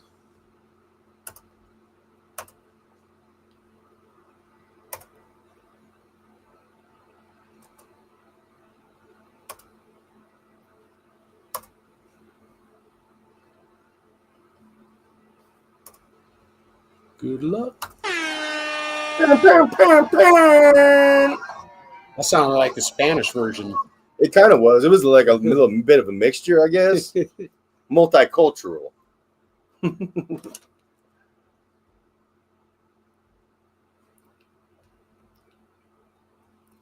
got for first place today will be a $100 store credit to Proxima Reptilis. Big shout out to Proxima. Then you're gonna get second place is gonna get $50 F&A credit, and third place will get 25 F&A credit. Right. And none of the credits from us ever expire.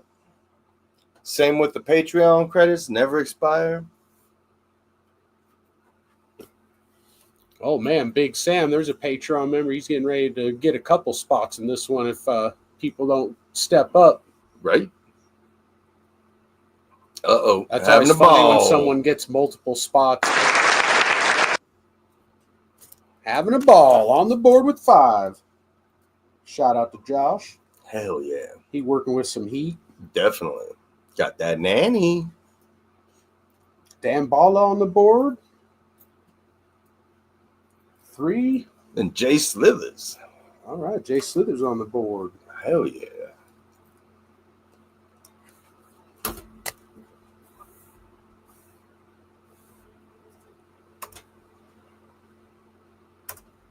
Pam. Oh, I'm early.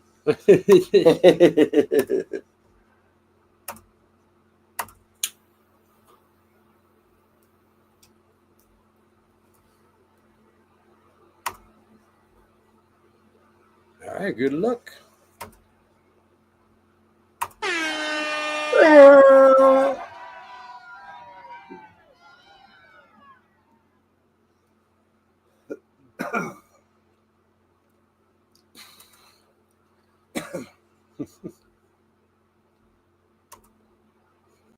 Reed, need that credit for these upcoming dinkers. Hell yeah. There's a lot of them.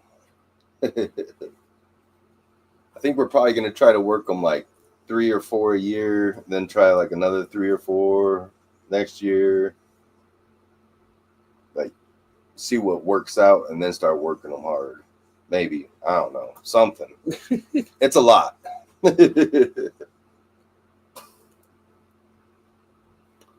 Luckily, we got that Dinker Squad. Big shout out to Dinker Squad. If you're in, you know. If you don't, ask. All right. Man, Vinny's killing it. Right?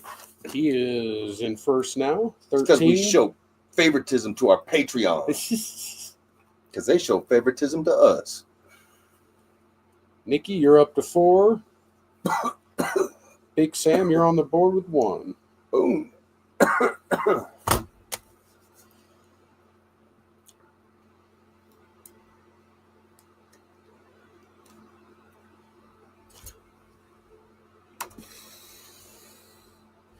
So everybody in chat, how's y'all seasons going?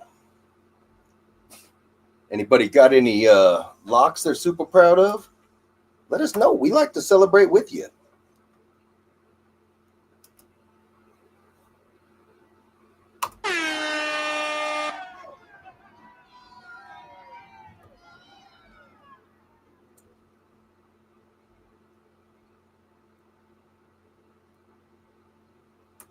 Send my robots back to the factory.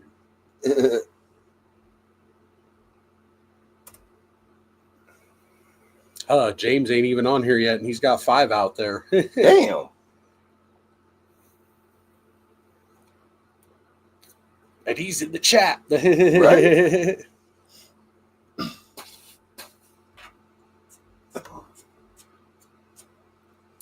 BBM out of nowhere. Nice. Like came flying up.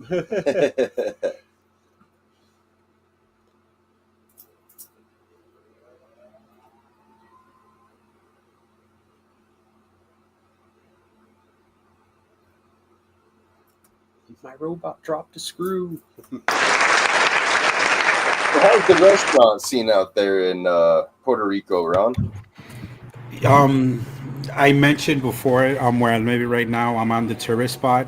So I have like all beachfront restaurants all up and down. I mean, like, if you're a seafood lover, I mean, like, it's paradise. You know, Yeah. especially for a chunky guy like me. Yeah, man. It's sounding better and better to go out there. We might have to hit up you guys at some winter point in the future. You're right. Go out there during when it's snowy here and nice out there. Right. I say, what is it today out there? Yeah, right now, as a matter of fact, it's funny because I live close to Rincon, and Rincon is basically like where everyone basically vacations.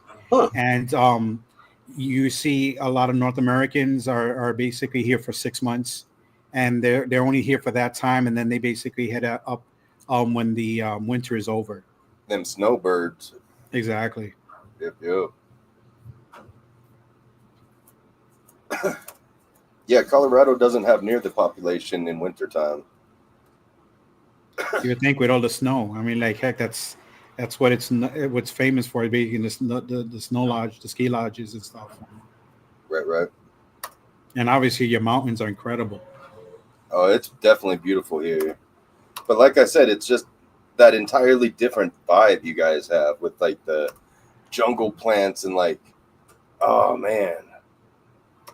Like you come up to the woods here and like it's dope as hell. Like everything looks like a Bob Ross painting, but we don't have palm trees. We don't have crazy ass jungle plants everywhere. Like, well, I gotta say, I've been to Nevada a few times, and the Grand Canyons, especially when you fly over it just before you land into Las Vegas, you're crazy. given a tour. You're literally given a tour on the plane as you're making your way into the airport, and the colors of the way the sand and the mountains. I mean, like it's breathtaking. I mean, like you might talk about the palm trees, but I'm taken back just basically seeing the difference, of the sand colors, within those mountains. Exactly. You always like to see the things that you don't always get to see. Exactly. Something that you see every day is just a normal sight. Right. To me, I'm like, man, he lives in a prehistoric land. Like, that is so cool. Where the fuck is the dinosaur coming around the corner?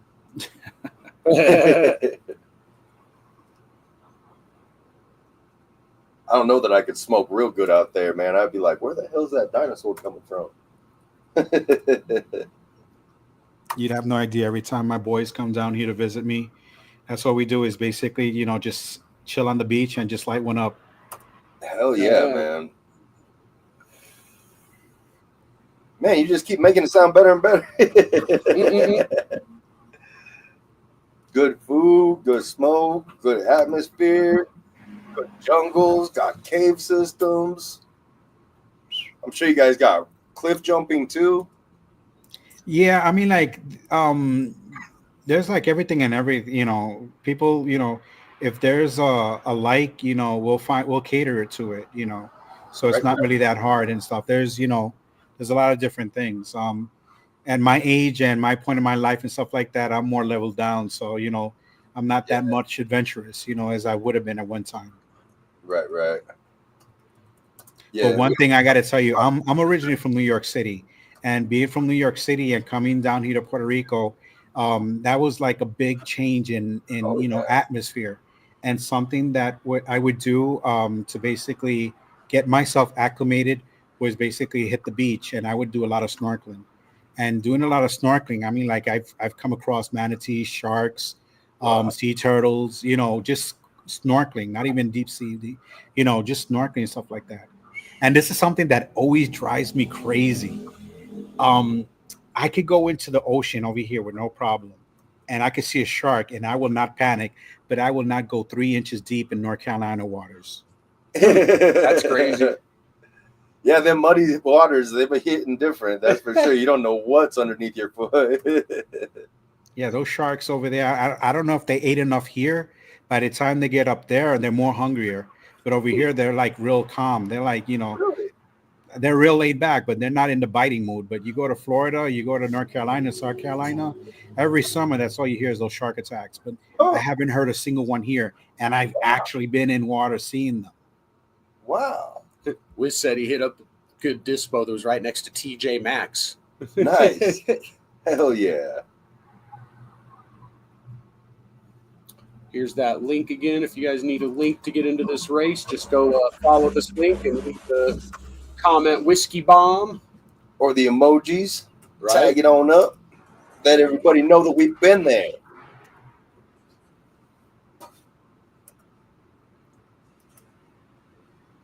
Yeah, Florida man. is shark bite capital of the world. Florida, North Carolina. As a matter of fact, the Pacific Ocean, California has Hawaii. I mean, like heck, you know, you name it. Man, snorkeling would be so dope. Snorkeling is fun.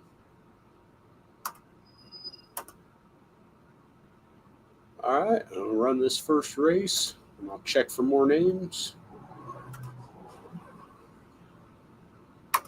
Yeah, I have a feeling if I ever went snorkeling, people will be like, is he all right? He's been out there 12 hours. Bro, I got to suck this up. I ain't got this over in Colorado. Oh, by the way, pause on suck this up. Pause. Oh no, bam, bam, bam. It was just like Oh. And Sky High said earlier they wanted to be smoke, but I don't think there is a smoke emoji. Yeah. Unfortunately, it's all random anyway. Yeah, but exactly. that's funny though. Like fucking, there's like one dude blowing his nose. Yeah, that's another thing. The Patreons get a vote on what races get run. There's Pinocchio. Elias, you're Pinocchio. It looks like that lady boner that he leaves. Oh.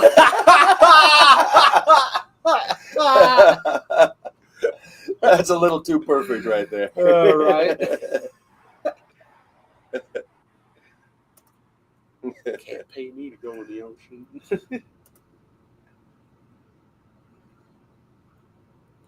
Man, What the fuck is that? I've got to go in the ocean a couple times. I love it.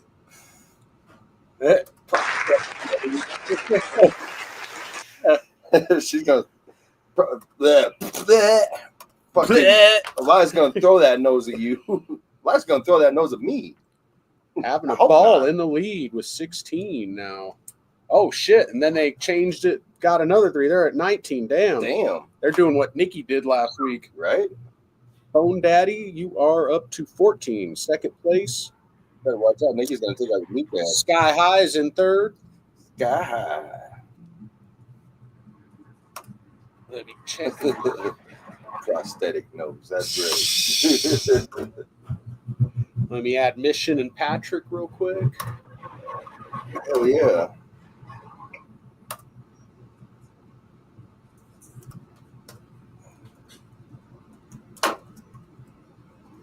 So what's the biggest predator you guys got on the island besides man, of course?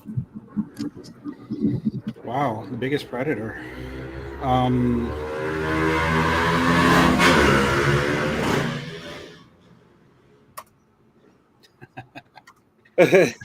Someone's having fun. Right. Hell yeah. I gotta say, basically, the biggest predator I have to say is, wow, thinking about that, I mean, like, Yeah, I don't know that I've really heard of one really. I mean, like, I can't talk about invasive animals, you know, that Right, like invasive dogs. animals, you know, it's, you know, Puerto Rico, they're very, very strict on what animals are allowed here, because basically the fauna, you know, the climate is so perfect over here that they don't want, you know, anything, you know, going crazy. I mean, like, Absolutely. you'll always get that person that will try to bring in a lion, you know, or a zebra or something like that. You know, you'll have that person to bring that, but it's limited to that person having that. So it's not like something on the wild that you'll find that you know that people are scared of. You know, you're not going to run into a bobcat or, you know, or anything like that over here. You know, so Gotcha. mostly it's just agricultural animals. You know, nothing major than that. You guys got any like weasel species or anything over there? Or? Yeah, we got those mangoes, mangoes, like they call them. James, you're on the board. Besides that, but we don't have squirrels. Those are the closest things that we have. Obviously, again, you'll have one person that has like as a pet a skink or a ferret, but nothing more than basically those weasel type things. Huh.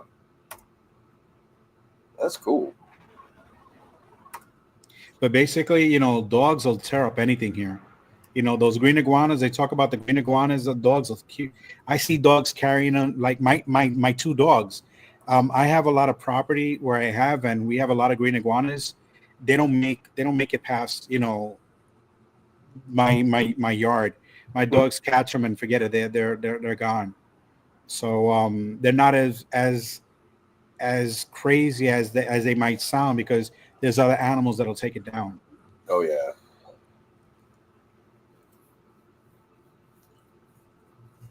I know there's like little island outlets within archipelagos within around Puerto Rico, that they have like the Cuban rock iguanas, um, and some of them make their way within certain points of the island.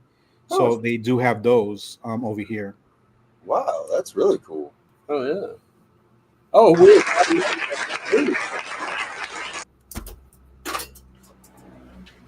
And he was already in there, so he's got. Oh yeah, he's up to 6 now. Not bad for only one racer. Right.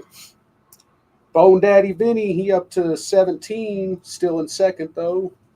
Yeah, I was wondering, just because like on some like islands you hear of like there is no big cat species, so like a rodent species will end up taking that place, or something like that. So I was just kind of wondering if you guys had something like that going on. Or Any anywhere there is a ship or boat that basically transports good, yeah, always going to have basically some type of stowaways, and they right, can make their way basically onto a ship, when they're teetered to the piers, a rat or a cocobolo, it could be different things that can, have a stowaway and then basically end up here on the island. And by no means it was, brought in by the pet trade, you right. know.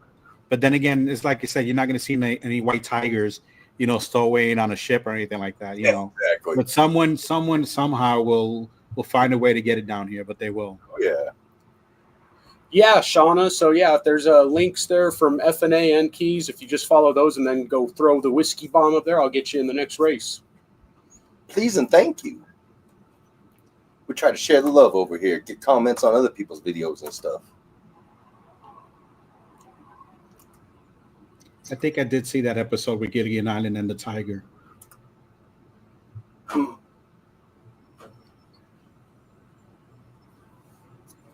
Big Sam. Oh yeah, Big Sam. With the zipper lip. In the words of Easy, don't quote me, boy, because I ain't say shit. Mm-mm.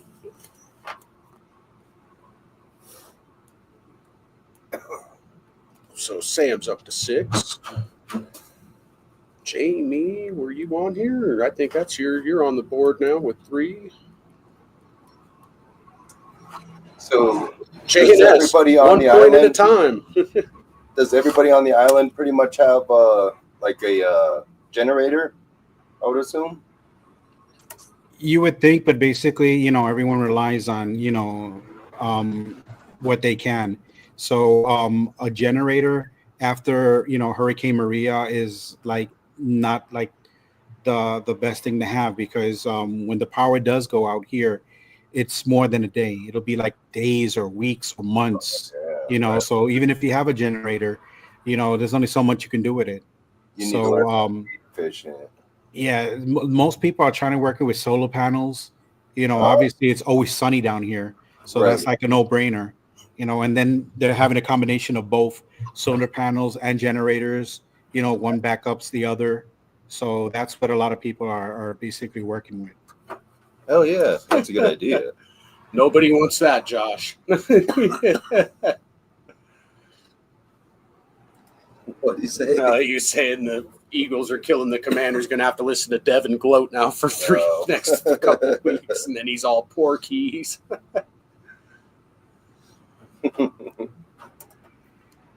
Check for some new comments on here.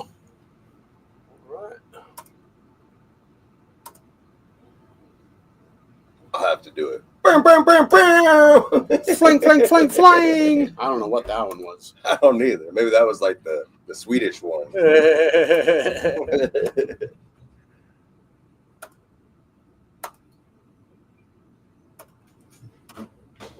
it is. Shauna, got you. I'll get you in there right now. Hell yeah, Shauna.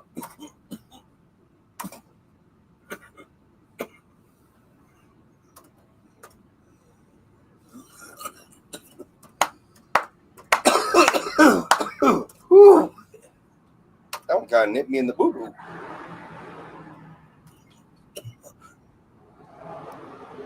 Good luck, everybody.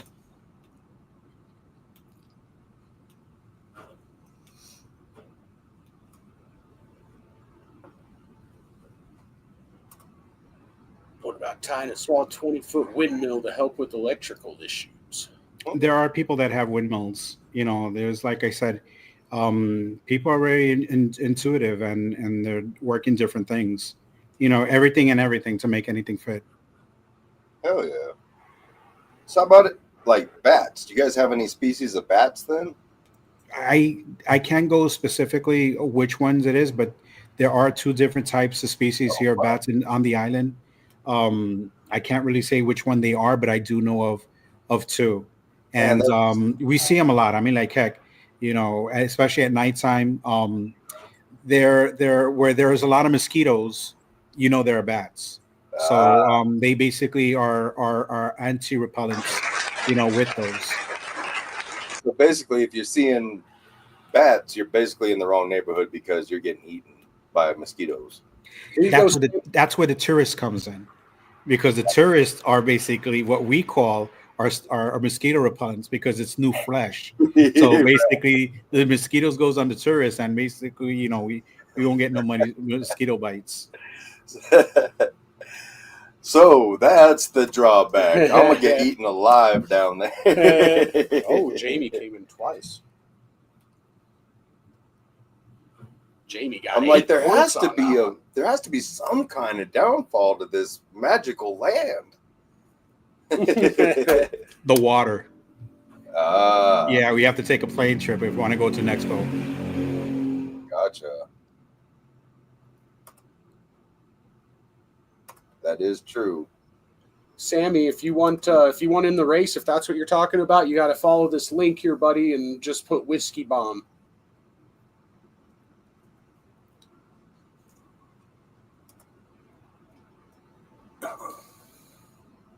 Yeah, the humidity is what kills me in places like that. Like, yeah, I mean, like, it's Afro City down here. That would be super cool though, just to hang out on a beach, watch the I would say moon the over beaches the beach, probably aren't as and bad like because you get that breeze, you know. bats flying around and stuff. That would just be so cool to me. Turn around and all I see is jungle. Like, hell yeah, this is way different. Oh, Sammy's going way back with those comments. I remember those days when I first came to Puerto Rico when I was a kid. We had to sleep with a net over the bed, and that was to keep the mosquitoes out. So literally, it was like you're like in the 18th century. You know, I'm going through a net just to get to your bed. Damn, that's crazy, man. That's too many bugs. right? But that was like way back. I mean, like everyone has screen windows now. 217. I'll get you in the next one. Right.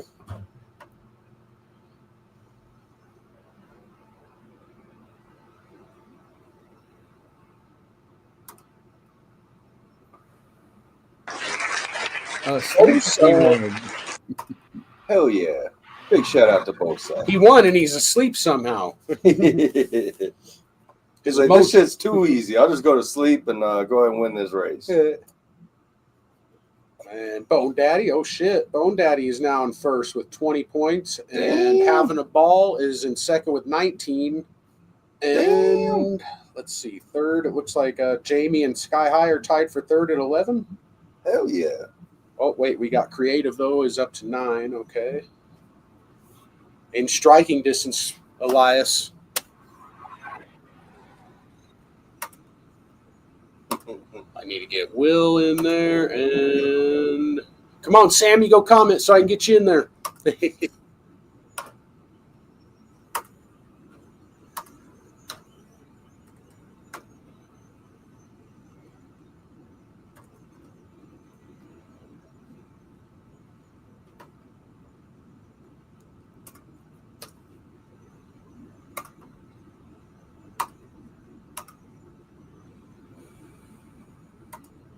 So you got the good restaurants, you got Thank you. dispensaries, like being able to chill under the moonlight, watch the beach and bats. Man, this place sounded great, except for the mosquitoes. I guess I just lather myself up in DEET every day.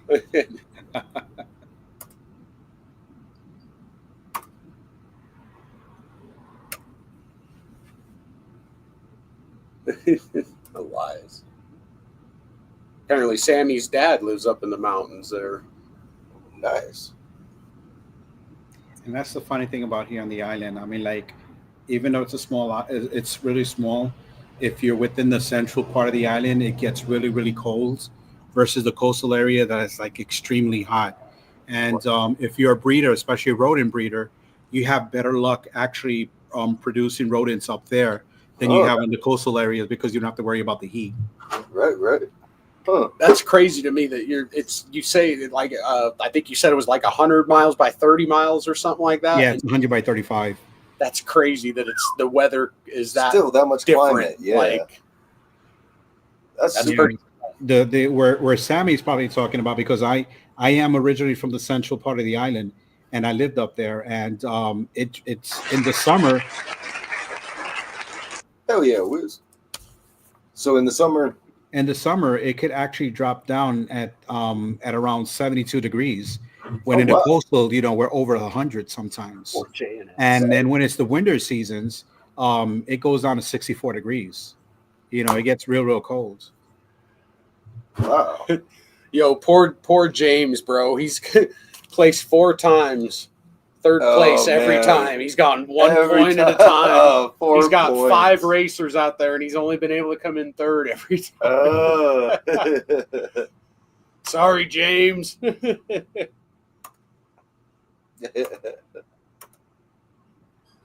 So do you guys have like mountain streams and stuff too then? Oh yeah, we got natural fresh water here. We don't, like, for example, most of the islands, for example, St. Martin, St. Croix, they have a salt processing plant, and they process their drinking water from the ocean because they don't have enough rain, or they don't have mountainous terrains like Puerto Rico has, that basically we get water from the rain and from the rivers, plus underground rivers that we have natural resources. So we even have hot springs, as a matter of fact, in certain parts. So that's a good thing around here, that our water is not processed like it would be in other parts of the islands in the Caribbean. Right. Sammy says just smoke that good weed and blow it in the air, and it'll get the mosquitoes all fucked up.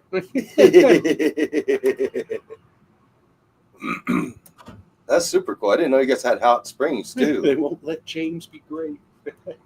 Yeah, they're thermal something waters. Right. Yeah, we have a JNS in third again. oh man. Poor James. Won 5 races, get 5 points. Right, dude. Ouch. Oh, that's fucked up. I mean, I guess it's better than not winning any. But, Right. Evan on the board with 3. And Wiz, Wiz is trying. Wiz only got 1 fucking race. He's up to 16. I think he's in third place by himself now. Yeah. So you guys don't by chance have like on those mountain streams like trout fishing, do you? There is, as a matter of fact, in certain areas. I can't remember the names of the fishes, but I think most of them are like farm bred, and deposited in there. And there's a lot of man-made little lakes in certain areas, but there are natural water reserves or little rivers, and as a matter of fact, there are small areas that has. I wouldn't call them lakes because to be a lake, it's nothing like stateside, but there are natural fishes there that a lot of people that go fishing here, and they have their little boats and everything that go out there and does some fishing. Besides, obviously, deep sea fishing is something big over here also. Yeah, but I mean, just being from the mountains and freshwater fishing all the time, like it'd be so cool to do it in a place like Puerto Rico, like see if just to see if like the same techniques would work and stuff, like that would just blow my mind. Yeah, I mean, like, a fish is a fish, you know. Right. The technique is not really going to be that much different. It's basically the fisher and his own technique of basically how he works the lure. So, you know, it's more or less the same. Right. Like I see people in Japan trout fishing using my same technique, and I'm still in awe every time. I'm like, damn, so I could do it and it would work over there. Like, oh my god. Damn, Bone Daddy, commanding lead now. Sammy, you're on the board. Yeah, because I have zero experience with ocean fishing. Like you put me out on ocean, I'm gonna be like, I don't even know what to tie. Right. And Yeah, mountain road, I know what's happening. On a freshwater stream, I know what's up.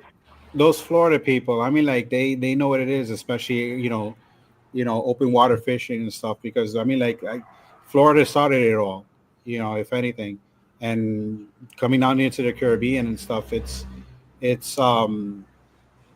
I'd say there's more fishes and more game in the Florida area, basically.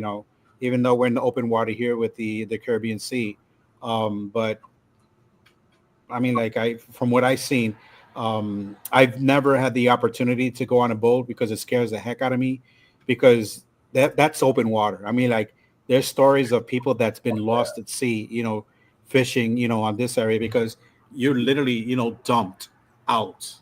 You're dumped out, and we got the deepest trenches in the world. Besides us in Australia, there's three deepest trenches in the world. One obviously is in Australia. I think the other one's by India, and then we got the Puerto Rican trench. Wow. So you're going down there, nothing's gonna find you. Right.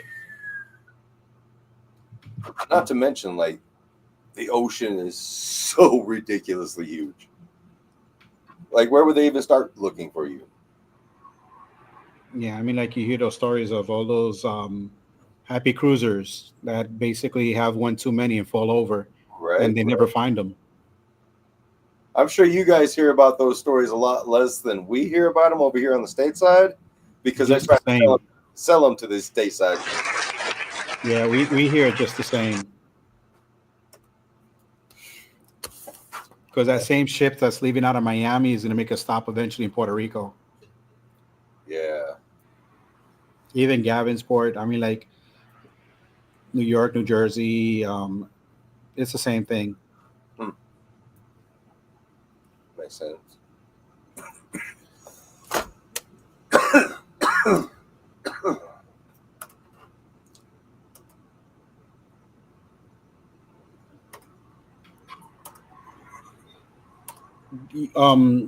Puerto Rico. Sammy asked about the great white sharks.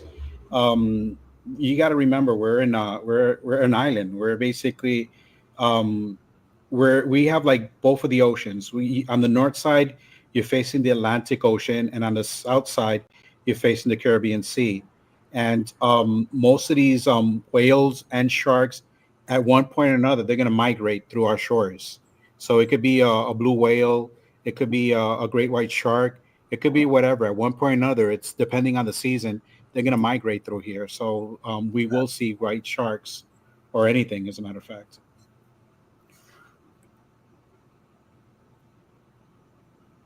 That is so cool. So you probably get like whales and dolphins and all that kind of stuff around there. Yeah, Right? especially here on the West Coast, as a matter of fact, because right now we are in migrating season. So right now is whale watching season, Nice. which starts in December and ends in March. And it literally goes right through my front house towards Aguadilla. Wow, that'd be really cool to see. I only got to see a actual whale like a couple of times. Hang and it was on, like when I was JNS. a little Hang kid. on. All right. It was like whenever I was a little kid, and it was out by like Puget Sound. We went to like Washington and Oregon and like all those magical places out there, and it was super cold, super cool. Like I remember we tried to go swimming, but damn, those waters are cold. Yeah, those things that you have to see just to basically, it'll be etched in your mind forever. Yeah, Those experiences. yeah. And I don't have any jungle etchings yet, so I need that.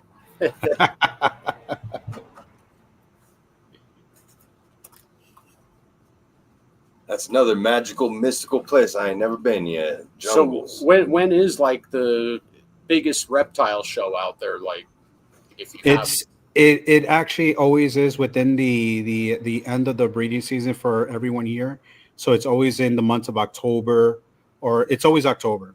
okay, Sometimes September, sometimes November, but it's within that 3-month window because that's when everyone basically they finish hatching what they hatched.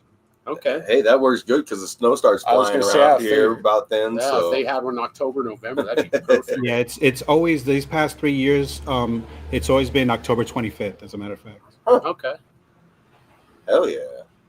Do you guys celebrate Halloween out there at all, or? Yeah, Halloween, everything basically you do stateside, it's no different here. Gotcha. You got everything's the exact same thing. That'd be kind of cool. Go out there for the show, celebrate Halloween out there. Right. Like, But the funny thing here is basically everyone who wants to celebrate Halloween, they all end up in Universal Studios. I did not even know you had a Universal Studios out there. No. I'm not talking about here. I'm talking about the people that want to celebrate Halloween. They'll fly down to Florida for Halloween Horror Nights. Oh, I Gotcha, see what you're gotcha, saying. gotcha. I see what you're saying. And here our snowbird asses are trying to talk about doing the opposite. Yeah. Right. Over here, Christmas is a big thing here for us. I mean, like we start celebrating Christmas on Halloween all the way up until January 8th. That's our Christmas season. I mean, like you will not. That's all it is Christmas parties. They pretty up everything. They go crazy with foods and festivals. That whole 3 months. Christmas is a big thing down here. That's crazy. Huh. So, quick score update. We got Bone Daddy in first with 25. Believe it or not, Wiz is in second with 19, with only one racer out there. Actually, he's tied for second with 19. Having a ball, Josh has 19 as well. And then Jamie LaSalle is in third with 16. Hell yeah. So I'll do one more race with this, and then we'll do the last set of races, and I'll tell you where to go comment.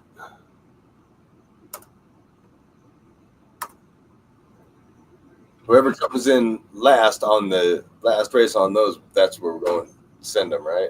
Again? Or are we doing that again? No, I already had one queued up this week. Oh, gotcha. I can start doing that on one of the races, though. Yeah, that would be cool.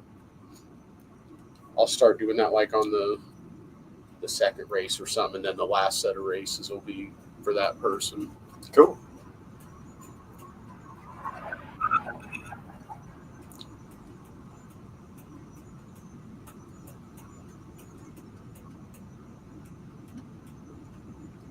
So you guys still recovering from the last hurricane that hit you guys, as far as like infrastructure and stuff like that, or?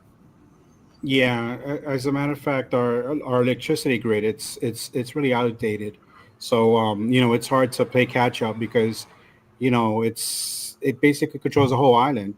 So what they're actually doing is basically putting a band-aid on something that that's been in decline even pre-hurricane. So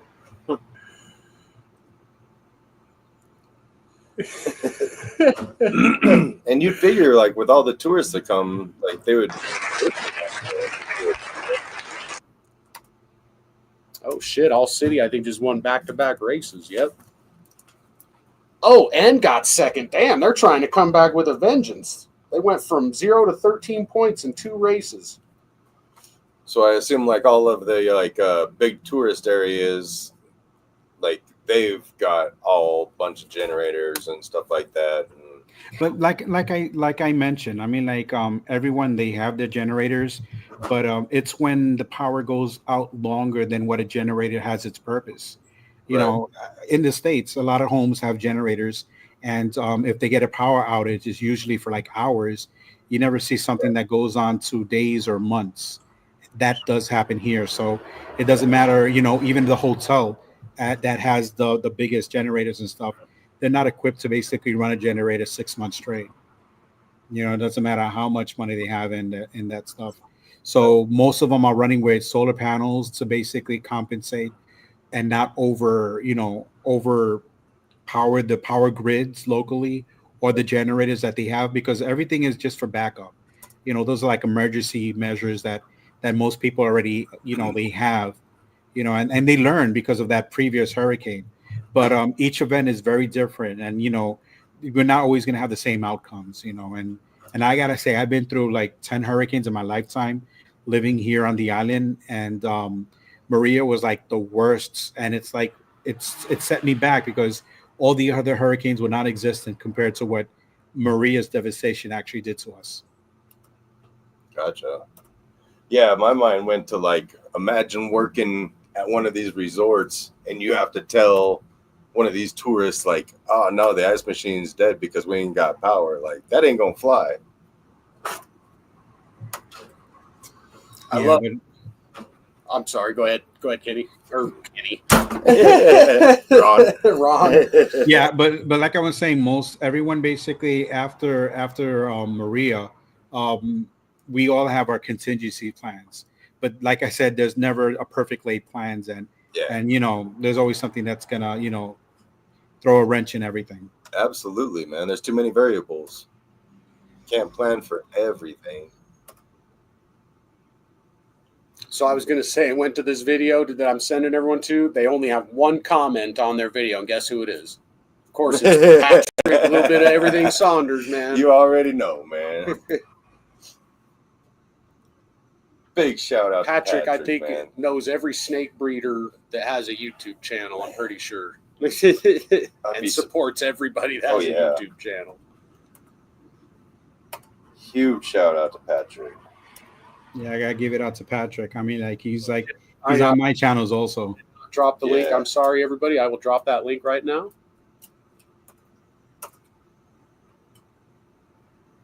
Yeah, and to have him be the one that did our theme song, like, phew, that was crazy. That was so dope, man. Like, yeah, skills. Oh yeah, absolutely, man. And if everybody in chat doesn't know, like, he goes by under the name Chronicle for his rapping. Check him out, man. Yeah, Pronicle, I believe. A-L. Pronical. Yeah. Shout yourself out, man. Shout yourself out. You deserve it. Please and thank you. That's not his style. He shouts everyone else out. Hey, man. They can all support the one that supports them. Having a ball got you. He got 4 here.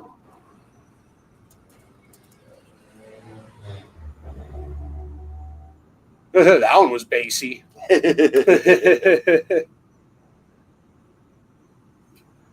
Oh, what was I doing? Damn it! It was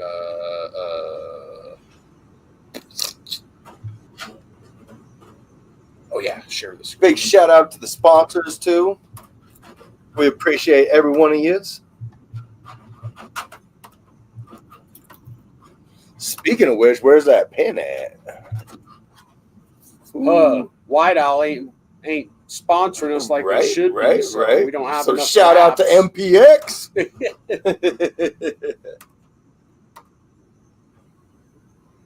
Say it's 7. Come on, load them. There we go. Shauna Connor, Jamie LaSalle got you.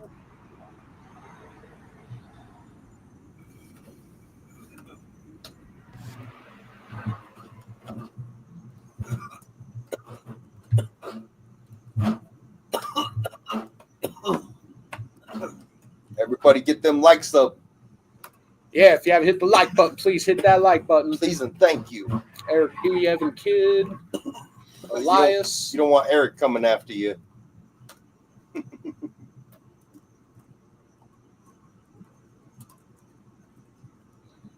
Elias with his 4th racer. Hell yeah.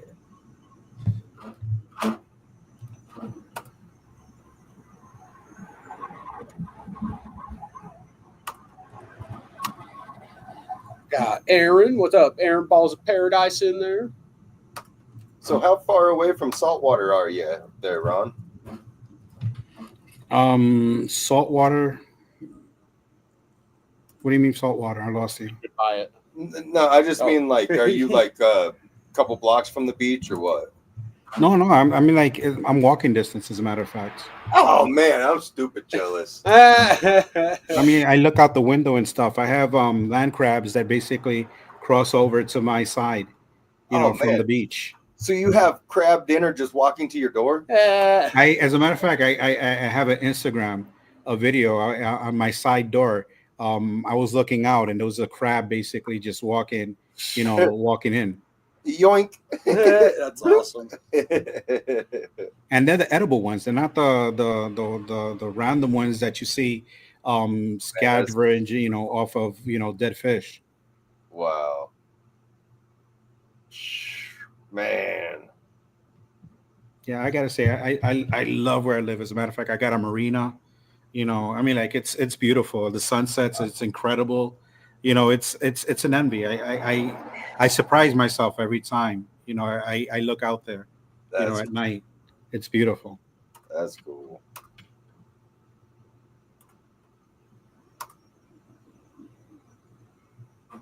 All right. You got any good sunset videos on your Instagram? Pictures, pretty pictures. But the Instagram, I try to limit to reptile basic. Ball pythons. My Facebook group is when I get a little bit more creative on my personal life.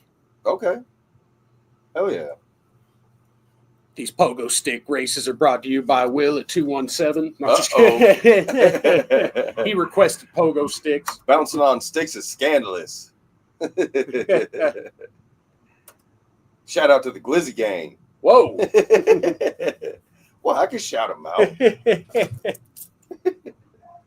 I didn't say I was in it. I just said shout out.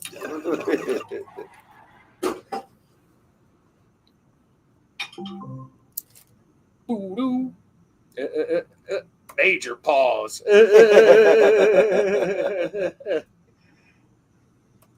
Don, this is scandalous that he has 3 hot dogs. Hell yeah. I love the community, man. The community is so great. Oh, lobsters! Oh my God, Sammy! Oh my God, lobsters! That's like literally walking up Coney Island and not seeing a hot dog stand. Huh. Wow. Crazy. Wow. I'm stupid jealous. I'd be surprised the amount of lobsters. You think there's a limit, but my God, that's like a buffet out there in that waters. Crazy. Ooh, Elias trying to catch up. Man, we have to figure out how to get there. Yeah, we'll go. Because, it isn't really that expensive either. The flights are pretty reasonable, I want to say. And Trust me, once you come down here, basically you hit me up. I will surely show you the sights. Take you to the best places to blaze, the places to laze, oh, yeah. Yeah. and the best places to gaze. Hell yeah, Hell brother. yeah. And I'm sure Sounds you like a know plan. all the good local food spots too. Like, Bouncing on sticks to the finish line is wild. wow. Oh man. We gotta make it happen. That would be a dream trip. Bob Vu, as a matter of fact, he came down here twice. One of the herping trips that he did, I tried to take him out to this one place, but it was real late at night, and it was like the fog was like dense, like real crazy. We went real up in the mountains, and he got panicky because it was literally the fog. You couldn't even see past your headlights, And then when we got to the area, we didn't find any snakes. I mean, it was real cold. I have to say that where I took him, basically, the temperature wasn't right enough to basically find anything. And then he went the second night again, more northern, I think with Kenny and with someone else, and they went and they found some caimans, some short alligators, not alligators, but like caimans, speckled caimans, and they got some red tails, and they did found a lot of retics, I believe, at that time. Wow. Oh, J&S finally getting another first again. Up to 15. Lindworm up to 14. Elias trying to come back up to 16. Bone Daddy still got 26, having a ball, and Wiz still got 19 though. Damn.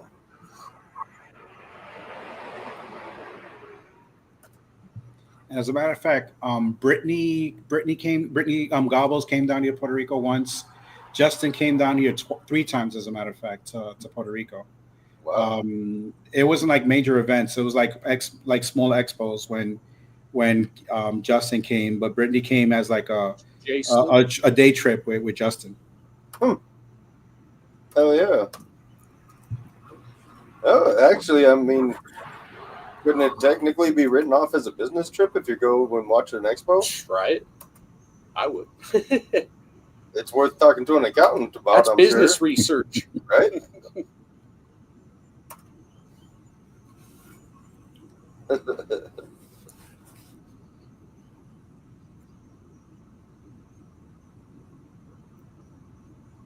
Man, trout fishing, deep sea fishing, like Got mountains caves, and fishing. Got like, weed. Got good food. Got everything.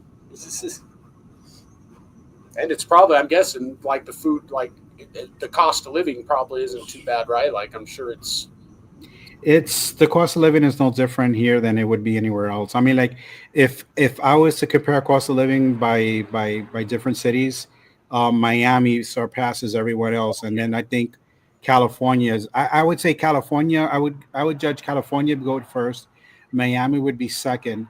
After Miami, I have to put Maine up there as a third, a tight third. But New York City, I mean, like that's high up there also. right. And we're actually pretty high up there too, Yeah. in Denver. But so it probably, I'm sure it would be cheaper for us, like right? compared to what we're used to. Yeah, I'm sure. Denver's getting out of control. Oh shit! Elias is trying to make moves. There's a 3-way tie now for second. Damn. Oh, never mind. Wiz just bumped up to second by himself. 20 points. You're 6 points behind first, Wiz. Hell yeah. Then he's still killing it though. All right. Oh. Hell yeah. Yeah, it was party. I'm telling you, beachfront area. I mean, like it's Exactly. on Sundays. This is like forget it.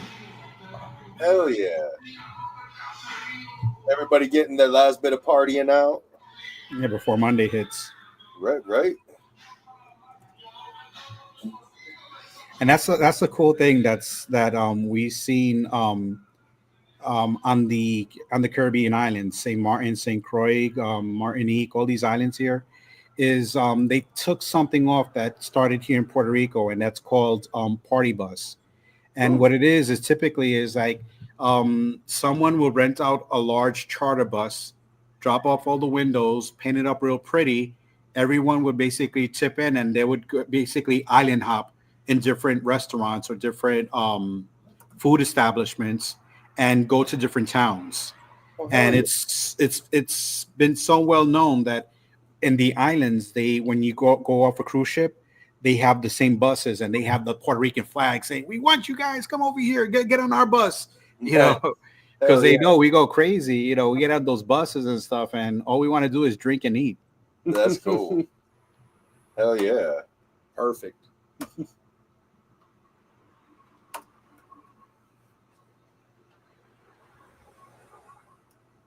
Man, sounds great. Fred's probably going to have to drug me to get me back on the plane.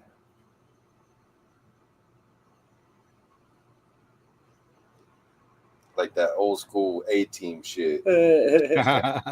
Hey, BA, you knock them out. Here, drink this Hey, milk. JD, we're almost done with them, but there was a link up there. Here, I'll drop the link again. You just have to follow the link and just comment Whiskey Bomb. Whiskey Bomb? Show some kind of love in the chat in there. And just follow the link and go comment. Yes, please and thank you.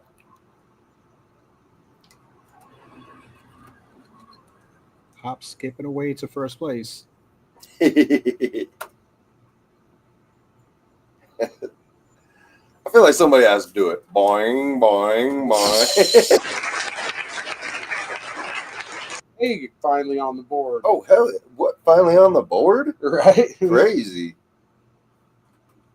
He hasn't been in the chat for that extra race, though. I'm sure he's watching football. Yeah, he's probably foosballing it up. Lindworm up to 17. Nice. And Nikki, Irresistible. Nikki and Kurt up to 5. They're not doing too good for having 4 racers in this week.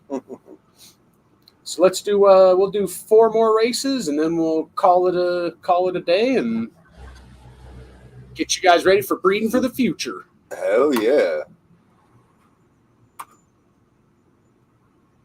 Let me double check and make sure. I know Mando was talking about getting in. I'll make sure. And you never know, like All City wound up getting 13 points in 2 races, so there's Mando. I'll get you in there.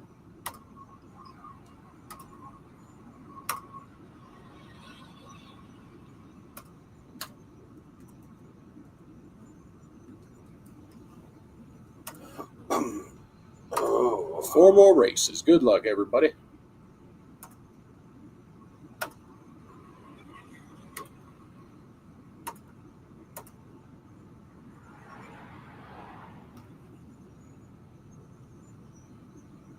I did it. He's saying I have a chance. Actually, you don't have any chance of winning with 1 racer, but you could have a chance of coming and tying for second if you won all 4 races.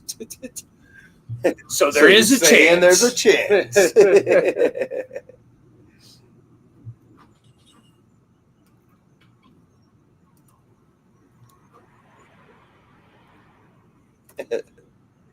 Knowing that you're out there by the ocean, hearing the cars run by, it almost sounds like the ocean or something.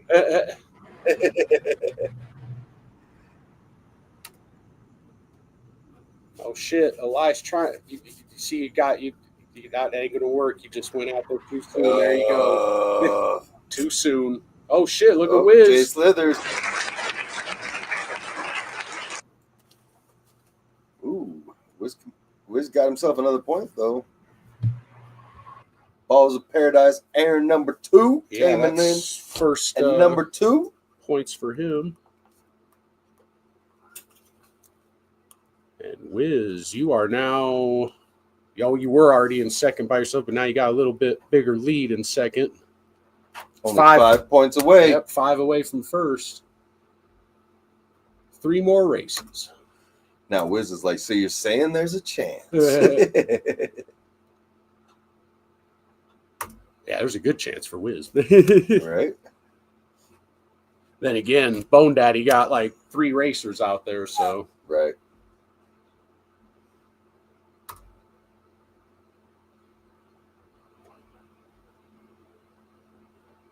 Who asked you for that update, Sammy? What was the update? The score on the game. Oh. Sammy out there hurting feelings. How was the weather in Puerto Rico the last week?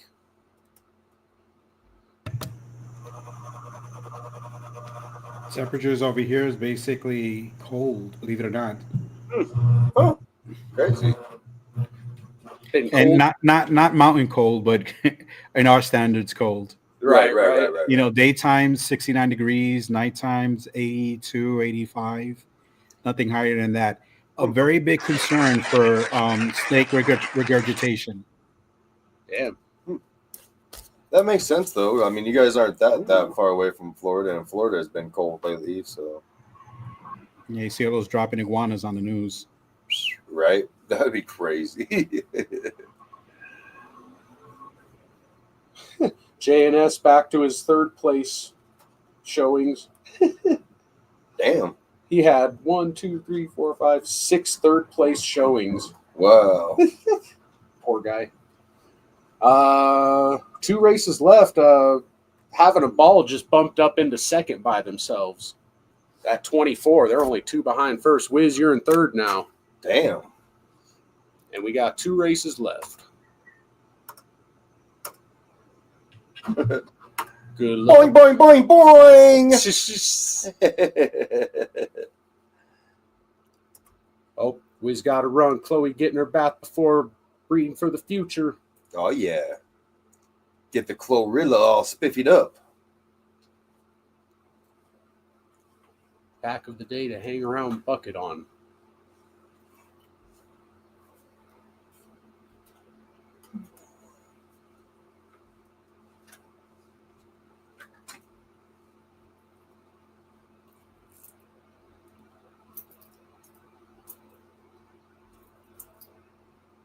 Man, I think that these things are straight up just cheating, though. I don't see Keys' name on that list once.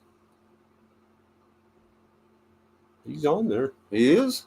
Yeah. No, I mean on here. Oh, on this list. Right. On the winners list. Gotcha. That's what I'm saying. They're cheating hardcore. Keys ain't even won one.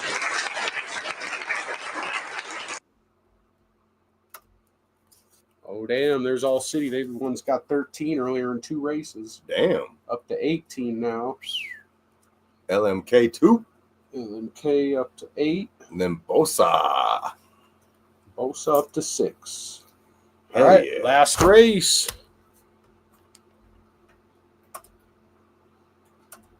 Good luck, everybody. Boing, boing, boing, boing. Key says it hates me.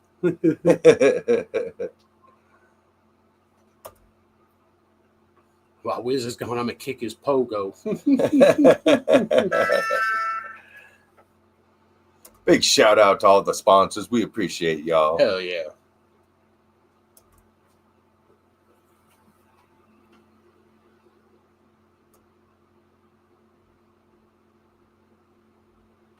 Big shout out to everybody in the chat. Make sure y'all get ready for breeding for the future coming up. Don't delay whenever you hop in there. Just throw them whiskey bombs right away.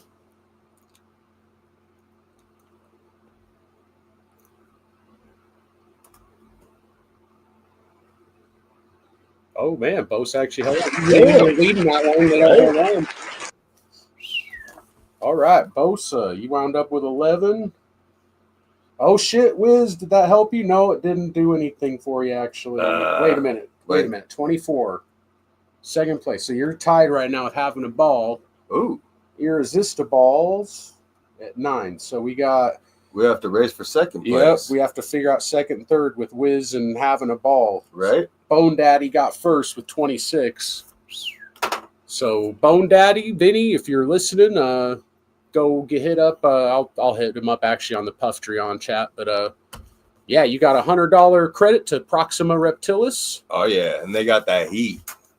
And then we're gonna go ahead and do a race with Wiz and having a ball to see who wins second and third. Right.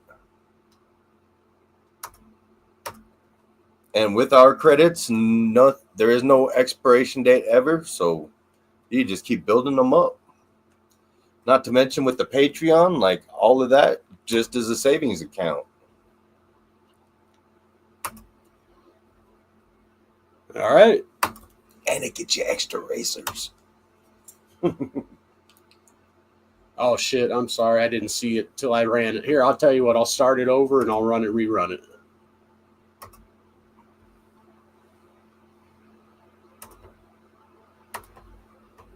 Just because you asked for it.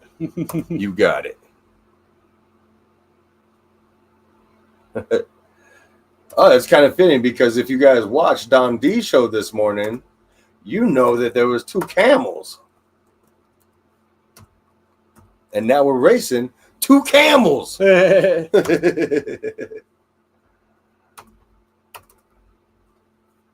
can tell me what those camels' names were?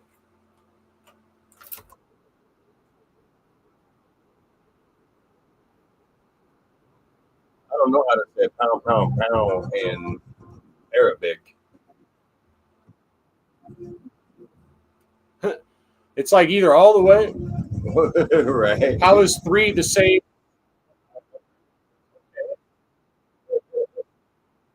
Level 3 volume, level 100 volume. You know, it's all the same.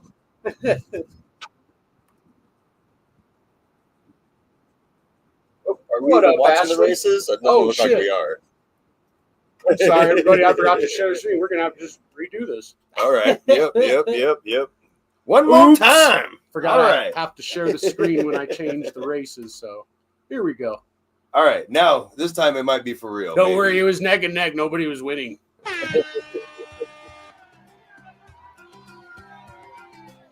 All right. Having a ball first quiz. That's so funny. 2 is like the same as 100 on the volume.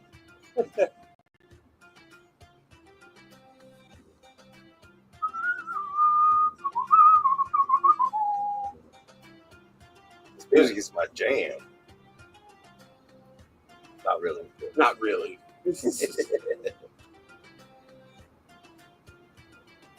Said Breer. One of them made a noise at one point. I thought it farted, and I was like, "Did that camel just fart?" And AJ's like, "I'm pretty sure that came out of his mouth." I was like, "Okay." Yeah, because camels do that.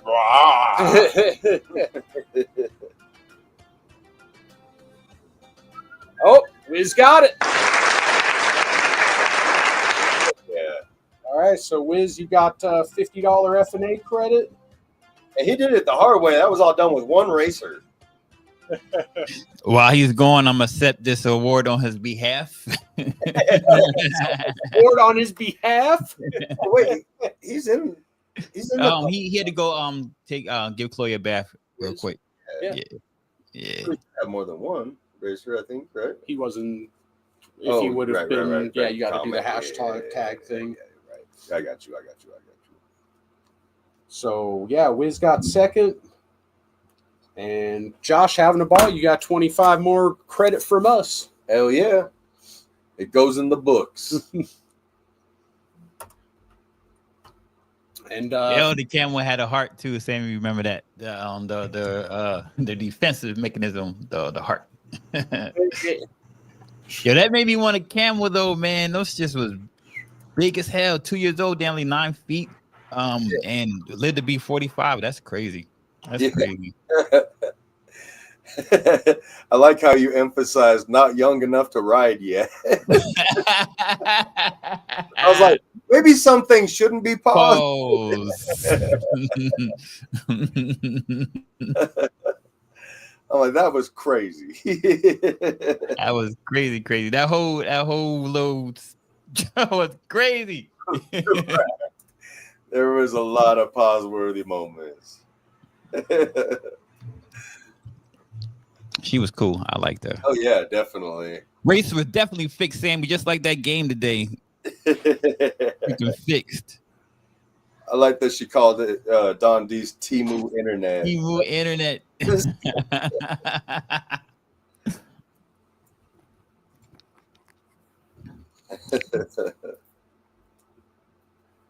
well, yeah, I want to thank everyone for coming out and being a part of this show today, and definitely big thank you to Brian. Huge thank you. Appreciate it, bro. Thank you for having me on. Videos, man. Yeah, we can't wait to come out there, man. I Right? think that's going to be our next vacation destination. Man. Plan it, guys. That's all I can say is plan it. Oh yeah, definitely. Well, thanks everyone, and I'm gonna try to hit the right video here. Hopefully, I do the right thing. Is it the one that says "Thanks" outro keys? It should be. Yeah, yep. That one. Sunday Snaketuary. Thanks outro. Yep. We end it. Yep. It's you probably still gotta click it, then click the end stream because I don't know if it's connected or not. It should be connected, but all right. All right. So we might see you for a half second. Peace, everyone. Peace, Stay everybody. tuned for Breeding for the Future.